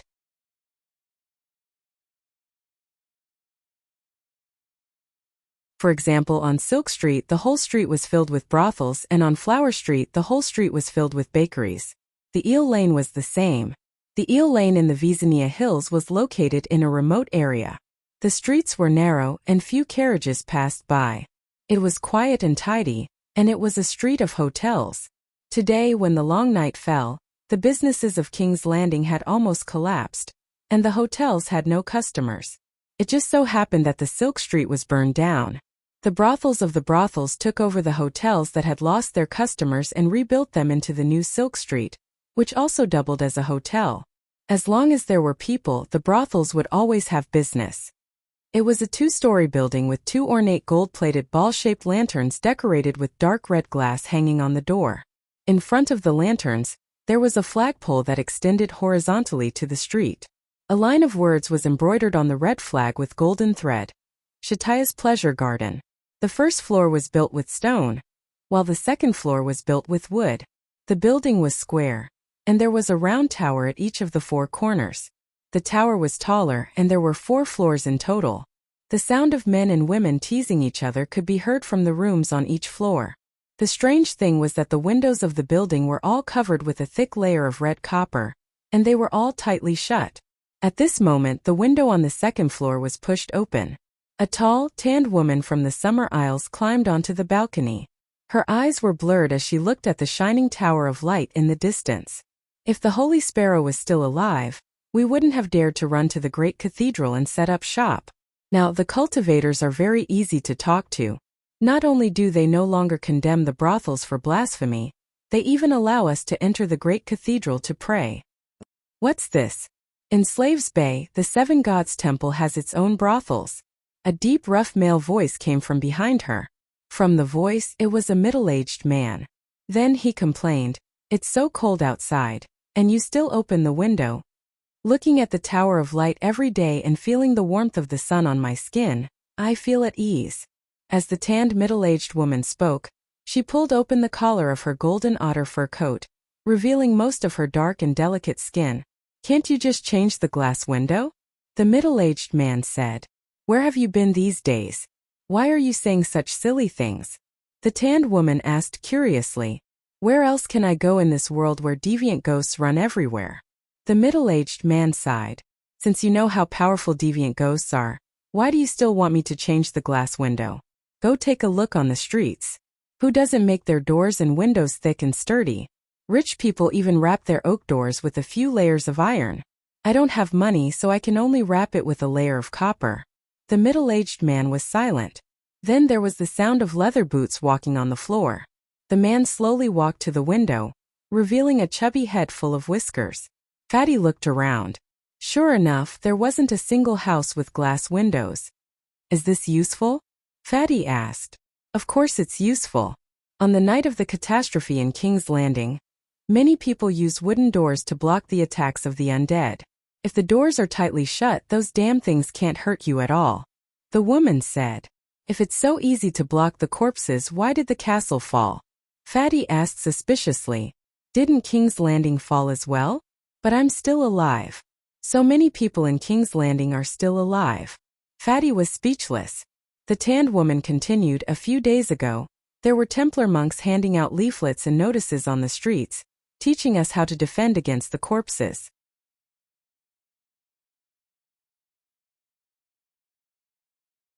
For example, if someone dies, immediately tie their hands and feet and cremate them as soon as possible. For example, don't go to remote alleys alone at night. For example, when you have nothing to do, recite the 7 Stars Bible more often. The more devout the believers, the stronger the Holy Mother's power, and the safer King's Landing will be. For example, remove the glass windows and directly seal the windows, or replace them with thick oak windows. What the monks say is definitely correct, why don't you know? Recently, I've been trying to get in touch with the red-robed monks in the North City district," Fatty said. Hearing that, the tanned woman immediately understood. King's Landing was square, diagonally drawn from the Red Castle, dividing King's Landing into 2. The upper part was the North City district where Rainey's Hills was the main, while the lower part was the South City district where Vezania Hills was the main. The great cathedral of Baylor was in the center of Vezania Hills, so the red-robed monks were all gathered in the North City district. And the monks wouldn't go to the North City district to hand out leaflets and notices. "What are those red-robed monks doing?" the tanned woman curiously asked. "Building a red god temple. What else?" The fat man sneered. Prime Minister Onion moved the people in the flea nest to Vezania Hills. The empty, dilapidated houses were all demolished, and the bricks and wood were taken away to build a grand temple.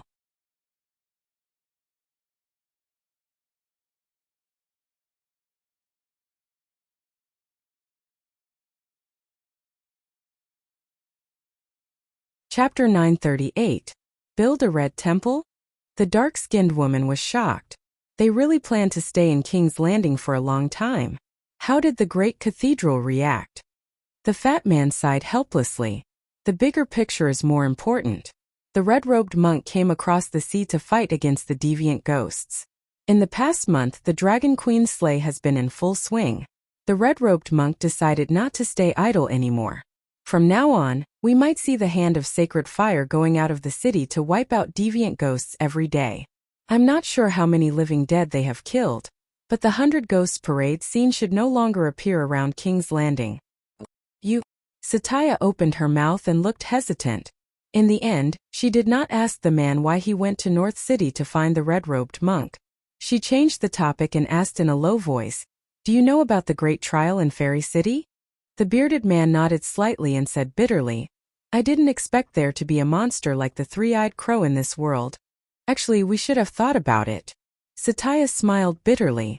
The Free City, which is only separated from the Westeros by a narrow sea, and here, the contrast is too obvious. There are temples everywhere in the Free City, and all kinds of monks and churches are rampant.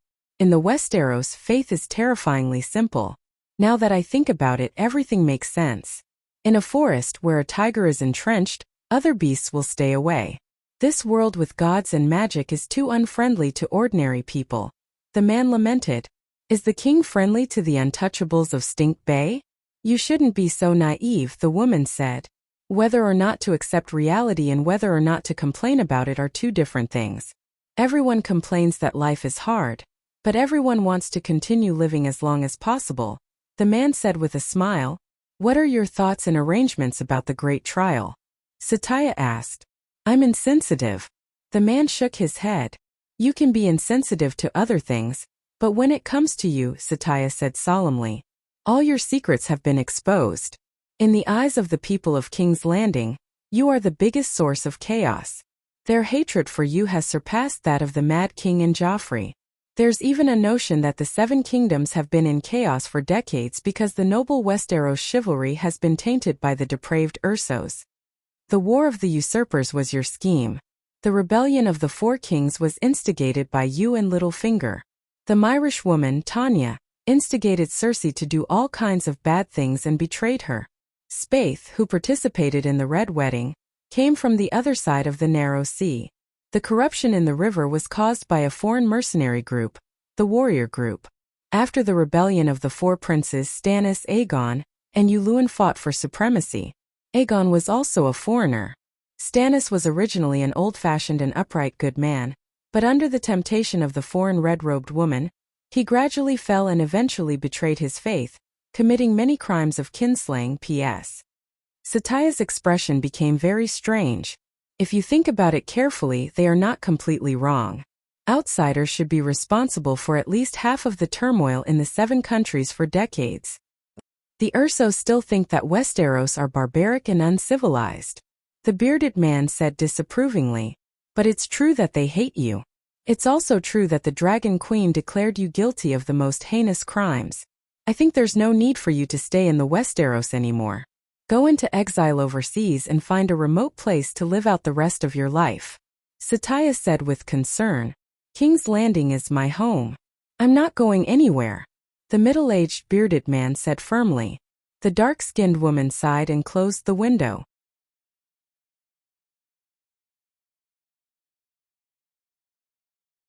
She pulled open the drawer under the dresser and took out a black velvet bag. She handed it to the man and said, 300 gold royals. I've been having a hard time recently." "That's a little too little. The price of food has risen again," the fat man said with slight dissatisfaction. "You said it yourself. The price of food has risen again recently. Don't my girls eat? Besides," Satya patted the counter, "the furniture in the house are all new. To create the best pleasure place in King's Landing, other than the most attractive women, it must have the most high-end furnishings and the most luxurious decorations.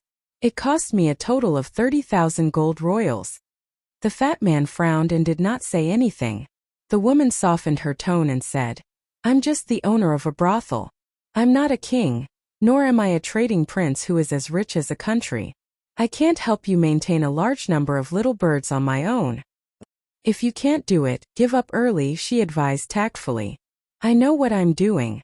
The fat man put the money bag into his pocket and took a black wool cloak, a sword belt, a scarf and leather armor from the wall. After dressing up neatly, a drunken mercenary appeared in front of Satya. She opened the door and called out in a sweet voice, "Master Logan, you must come to me again next time. Mercenary Logan had a drunken and satisfied look on his face. He rubbed the tall woman's ample bosom with all his might and said reluctantly, "Slut, just you wait." Like all the flirting men and women in the corridor and hall, the two of them chatted and laughed as they walked toward the stairs in each other's arms. When they passed by a room, Logan stopped in his tracks. His eyes stopped on the door. There was a huge pink-crowned female deer on the door. The thick oak door was not closed tightly. Faint sounds of a man and a woman making love could be heard from inside. Fuck you, you bitch princess." The man shouted. Fuck you, I'm Robert's daughter, the sister of the crown princess, fuck me." The woman shouted, forgetting herself. I saw you distributing relief food in the Fisherman's Square. You were high above, surrounded by stars, and you didn't even look at me." The man became more and more excited. "Yes, I was wearing red armor and a red cloak. I carried King Robert's sledgehammer and rode a horse through the streets. How impressive. I looked down on you, I spat at you, subject, punish me." The woman turned around and rode. "Oh woo," the man howled like a beast. "Oh woo." The woman's cry was louder than his. The two beasts tore at each other. "Stupid man, do you want Zhong'er too?" Satya pinched the fat man's waist and scolded jokingly, "She's King Robert's child, a princess recognized by the church. Normal people won't receive her." The fat man's mouth twitched a few times and he whispered, "I know who she is. The red-robed monks in the north are also talking about her. You're so bold, daring to take her in."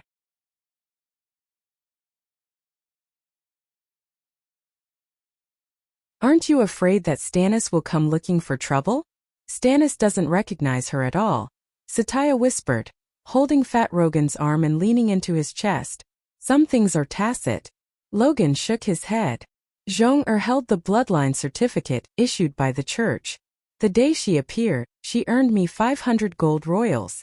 What's more terrifying than not being able to earn money?" Satya said disapprovingly. "You only gave me 300, Logan said unhappily. "Zhong'er is a princess." Satya whispered, "She's treated like a princess, so she naturally has to be treated like one. Mir's lace, the land's silk, the summer island's screens, the northern territory's various furs, the queen's horns, can sea monster, Dragonstone Island's cucumbers, spinach. Not to mention the crown princess of the Red Castle. I dare say that even the dragon queen who runs around fighting deviant ghosts every day doesn't eat as well and use as much gold as she does. It's fine if she's alone, but not only does she have a little brat, she also has a group of old women from Stonehall Town sucking blood. It seems like I'll have to enjoy all the blessings I've never enjoyed in my life in one go." The woman complained. They chatted and laughed as they walked to the gate. They hugged each other for a while before separating. After going down the Visania Hills, Logan walked along Steel Street towards the Mudgate. Before entering the Fisherman's Square, he stopped at the Deviant Ghost Bakery. He knew this shop. Back then, when he had just crossed the sea from Pentos to King's Landing, he got off the ship at the Blackwater River Pier. On the way to the Red Castle, he smelled the sweet aroma of toast filling the street and went in to buy a pineapple bun. At that time, Old Perlo was still alive and Little Perlo was still a teenage apprentice. At that time, the shop had the sign Dragonflame Bakery, and a flag with a black dragon breathing fire at white bread. When Targaryen was replaced by House Baratheon, the name of the shop was changed to the Strong Hammer Bakery. The banner was painted with a picture of a giant man hammering dough with a hammer. The old Perlo with a big belly and a red face had already died long ago, and the young Perlo with a face full of pimples had become the old Perlo with a big belly and an oily face. The shop's name and flag changed again. It was changed to Deviant Ghost Bakery. There was a blue-eyed ghoul wrapped in a hot dog bun. What attracted Logan's attention was not only the change in the sign. He found that the street was deserted, and the cold wind carried snowflakes, forcing passers-by to go home. However, the bakery in this two-story brick building was unusually lively. Not only were there a large number of customers coming in and out of the main entrance, but there were also many citizens with scarves wrapped around their faces in the alley beside the building. They pushed handcarts and carried sacks, forming a long line at the side entrance of the bakery. He touched the money bag that Satya had given him, swallowed, and walked into the shop. Entering the slightly narrow hall, there was a long counter in front of him. Behind the counter, old Perlo led the baker to work in front of the oven. A few apprentices carried large iron boxes of bread to the counter and handed them to the middle-aged woman at the counter to sell. "Perlo," he called from the counter. The fat boss wearing a white chef's hat glanced outside and hurriedly trotted over. He even walked out of the counter. "Lord Logan, would you like to buy bread?" he asked respectfully.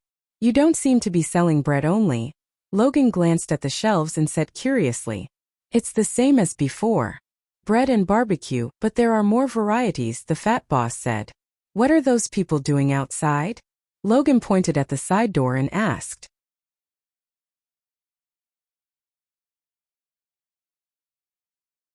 "Didn't you see? They came to my shop to sell pine roots, pine cones, and ghoul meat." Logan was shocked. "I thought those tree roots were firewood. The soft and thick bark of tree roots can be eaten. Did you know that?" the fat boss asked. "Eat bark? Bark can be eaten?" Logan said in disbelief. "It can be roasted and then ground into powder. There's a very complicated process that the cultivators taught us." The fat boss turned around and took a piece of brown bread from the shelf. He tore off a piece and handed it to Logan. "How do the cultivators know this?"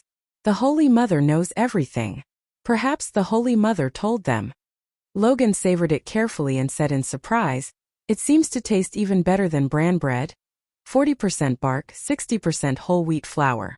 The taste is indeed not bad, but there's little oil. People will lose strength if they eat too much. It's usually eaten with fish soup or meat soup," Perlo explained.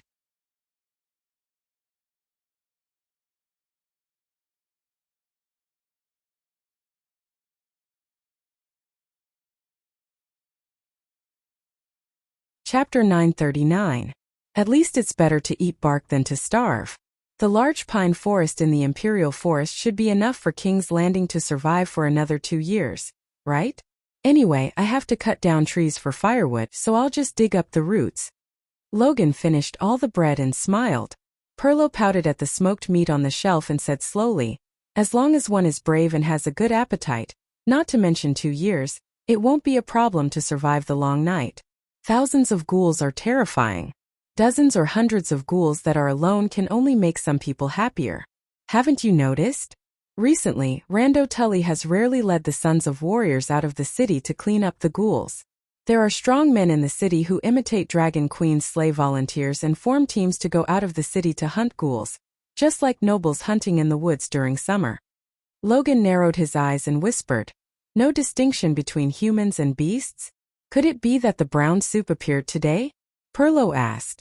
"I heard that those who eat human flesh will enter the stranger hell to be punished after death." Logan frowned. "So be it. Survive first." "I need some smoked meat and bread," Logan said. "What kind do you want?" "There are high-end white bread and whole wheat bread, mid-grade pine bark bread, bran and soybean meal bread, and low-grade rice bran and sawdust bread. Smoked meat is also divided into grades: top-grade ghoul meat, high-grade livestock meat, ordinary meat of unknown origin, and the lowest-grade ghoul meat." Perlo spoke as if he was familiar with his family's treasures. As he spoke, he pointed at the real thing on the shelf for the customer to see. "What's the price?" Logan asked. Perlo hesitated for a moment and said, "You want to pay with gold royals, right? I'm afraid it will be more expensive. It will be more worth it if you can barter." He pointed at the people lining up to buy bread at the counter. "Look, many of them don't have money and have vouchers issued by our shop in their hands. For example, if you dig 200 kilograms of clean pine bark outside the city, you can exchange it for 20 kilograms of pine bark bread, 10 kilograms of white bread, or 30 kilograms of rice bran bread in my shop. This is too cheap." Logan was bewildered. 200 kilograms of bark can be exchanged for 10 kilograms of white bread. "Aren't you losing out?" "Not at all," Perlo said. "What do you mean by neither losing nor losing?" Luo Zhen asked curiously. "A strong man working 5 hours a day can easily dig 50 kilograms of thick pine bark. Hiring a strong man to work for a day will only cost 10 copper coins, but 100 copper coins can't even buy a pound of bread. According to this calculation, 100 caddies of pine bark for 5 caddies of bread is a great loss." Luo Zhen nodded lightly. "What a loss! But 100 kilograms of pine bark can be air-dried and ground into powder, which can make about 20 kilograms of bread. 20 kilograms of grain for 5 kilograms of bread. I can still have 15 kilograms of food left, right? This? Logan was stunned. It seems like there are 15 pounds of food left, but the value of bread and bark are different. What is value? Only things that could save more people were valuable. What was the use of gold royals in the long night? Furthermore, we are not making a loss. The food is provided by the church. Our bakery is just a contractor. We are just making a living from the difference. Logan was stunned again. The church is helping the people? Yes. They used to give out food and bread directly. This method of relief is a bit like the Dragon Queens, Logan said thoughtfully. The monks clearly said that this is Saint Danny's order.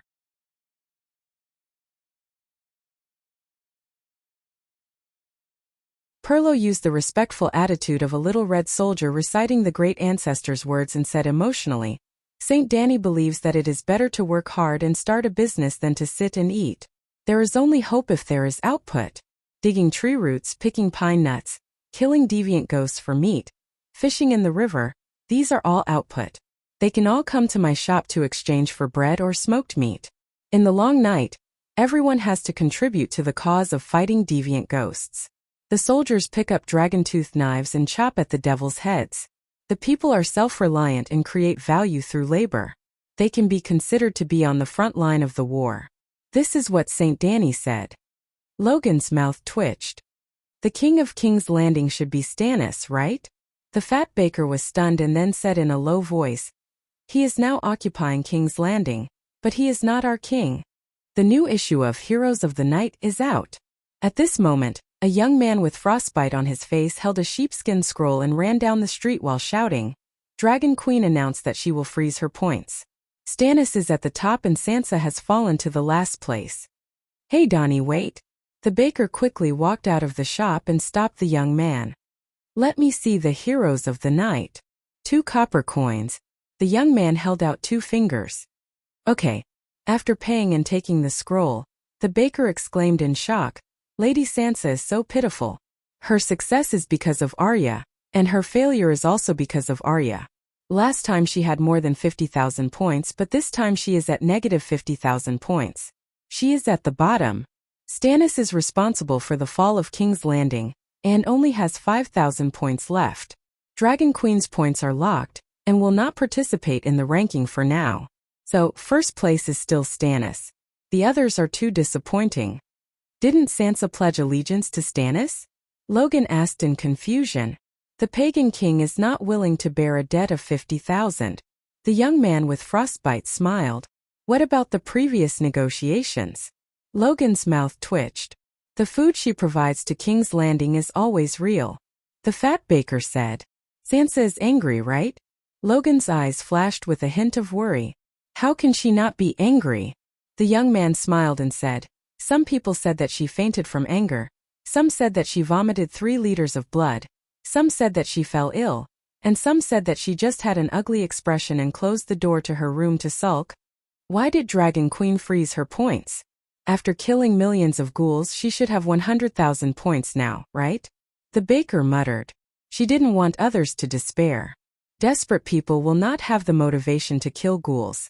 The young man blurted out. Seeing the surprised gazes of the 2 people opposite him, his frostbite face turned red and he quickly said, That's what everyone says. When the young man ran away shouting with the hero book, Logan said to Perlo, Can I use the gold royals to buy the people's bark and pine cones and then come to you to exchange for bread?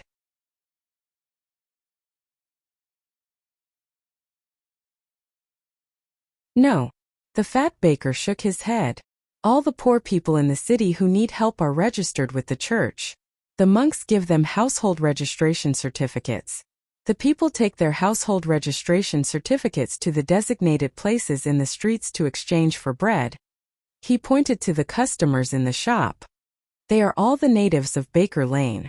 We are all neighbors. Who doesn't know each other? They all go out together and work together. They know how much they harvest and how much food they need. If anyone dares to buy and sell, it will be everyone's loss. How can they allow it? You don't have a certificate from the church, do you? If you don't, I can also do your business. But the gold royals can only be used to buy bread at the market price. The market price is too expensive. Logan shook his head and sighed. You can go to the fisherman's square. Some people are strong and can bear hardships. They dig out too much bark and take it out to exchange for wine and leather jackets. With gold royals, you can buy bark noodles cheaper than what I have here, Perlo suggested. Logan had originally planned to go to the fisherman's square. When he heard his old friend's words, he directly left the strange ghost bread shop. As Perlo said, the square was very lively. Many residents carried ground bark flour or firewood to the grocery store to exchange for iron pots, cloth, wine and other daily necessities. There were also people who directly exchanged for money and agreed to go to Eel Lane together tonight. There were also merchants who stood at the door of the shop and haggled loudly to buy bark flour and firewood in the shop. At first, Logan thought that the merchants were buying bark flour to hoard and profit. After a few years, when the forest and food were all eaten up, they would take it out to sell. Later, he carefully inquired about it and was stunned. It turned out that those were wine merchants. They actually wanted to use bark flour to make wine. Can you really make wine? He leaned over and asked curiously.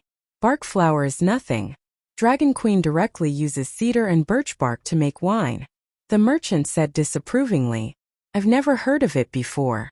Logan felt like he was in a dream. It's also just invented. In fact, it's not too exaggerated. As long as you can eat food, most of it can be used to make wine. The grocery store owner filled a small glass with half a cup and handed it to Logan. The light green transparent liquid exuded the fragrance of alcohol and pine cones. Logan gently took a sip. Then his eyes widened and he said in disbelief, "This is really wine. It tastes better than Dornshire Red." Of course it's real wine, but to say that it tastes better than Dornshire Red is an exaggeration. The grocery store owner shook his head. If you drink too much, your stomach will feel uncomfortable. It's said that the recipe is still being improved. The wine merchant said, "It's already very good to be able to drink wine in the long night." Logan said, "That's true." The wine merchant nodded in agreement. "Sir, how much bark flour do you want to buy?" The grocery store owner asked. After Logan asked about the price, he muttered, "Let's start with 250 kilograms of bacon and the lowest level of ghoul meat." The store owner reminded him, "Bark flour can't be eaten alone. If you eat too much, you won't be able to poop. It's best to eat it together with wheat flour." Logan smiled. "I bought the meat. If I drink more broth, I'll be able to poop out." Stingy. The grocery store owner cursed in his heart and began to instruct his workers to load up the goods for Logan. "The Crown Princess is here. The Crown Princess is giving out relief food." Suddenly, a strong horse galloped down from the river that connected to Aegon Hill. The blazing red-heart knight on the horse shouted loudly.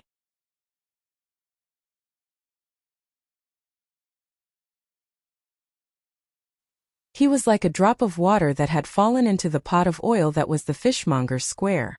The surrounding residents and merchants all rushed out of their homes as if they had gone mad. They shouted, "Long live the Crown Princess! Long live Princess Mia! Long live His Majesty Stannis!" and ran towards the hills in the east. Logan was surprised to see his old friend, Perlo, in the running crowd. The fat chef led 4 or 5 workers and 7 or 8 aunties. He was so excited that his face was flushed. He even waved the flag of the blazing stag, Erlu's emblem, in his hand. "Long live the Crown Princess! Long live Princess Mia! Long live His Majesty Stannis! Long live the Red God!"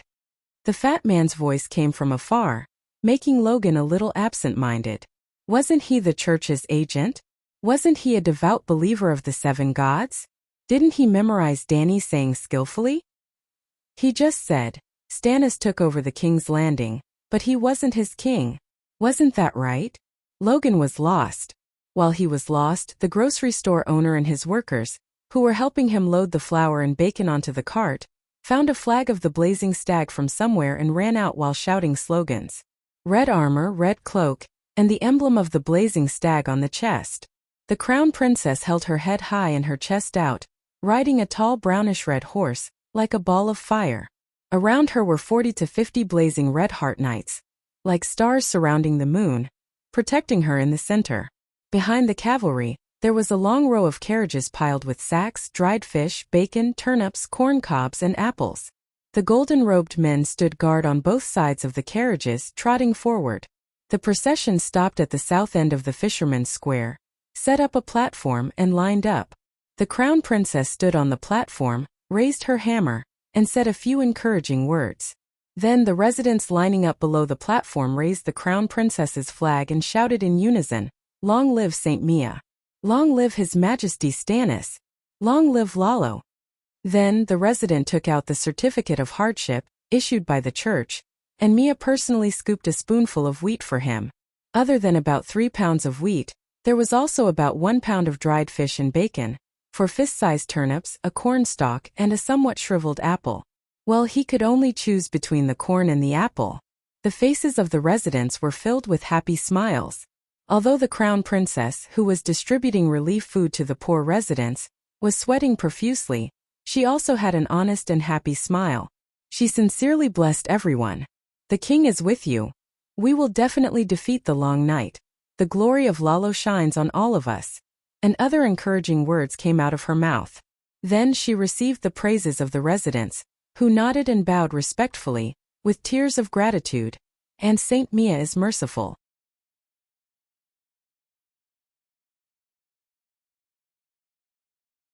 Sigh, if Robert had brought her to the king's landing and raised her properly, she might have been a qualified eldest daughter of the king. Logan sighed. Not bad, much better than Cersei and Marjorie. At least she is strong, sincere, virtuous, and doesn't fool around. Sigh, poor thing, the requirements of the 7 kings are so low. Logan suddenly turned around and said in shock, "You are Tyrion? We are preachers, and now you are the only one left." The hound said calmly, "You're tuning into the Lee May's Wuxia Whispers YouTube channel. We're so grateful for your support, and don't forget to subscribe to join us on this incredible journey through captivating stories. Your generosity through donations truly makes a world of difference, as it's the primary source of revenue that allows me to expand and enhance this channel for you. Thank you from the bottom of my heart for being a part of this adventure."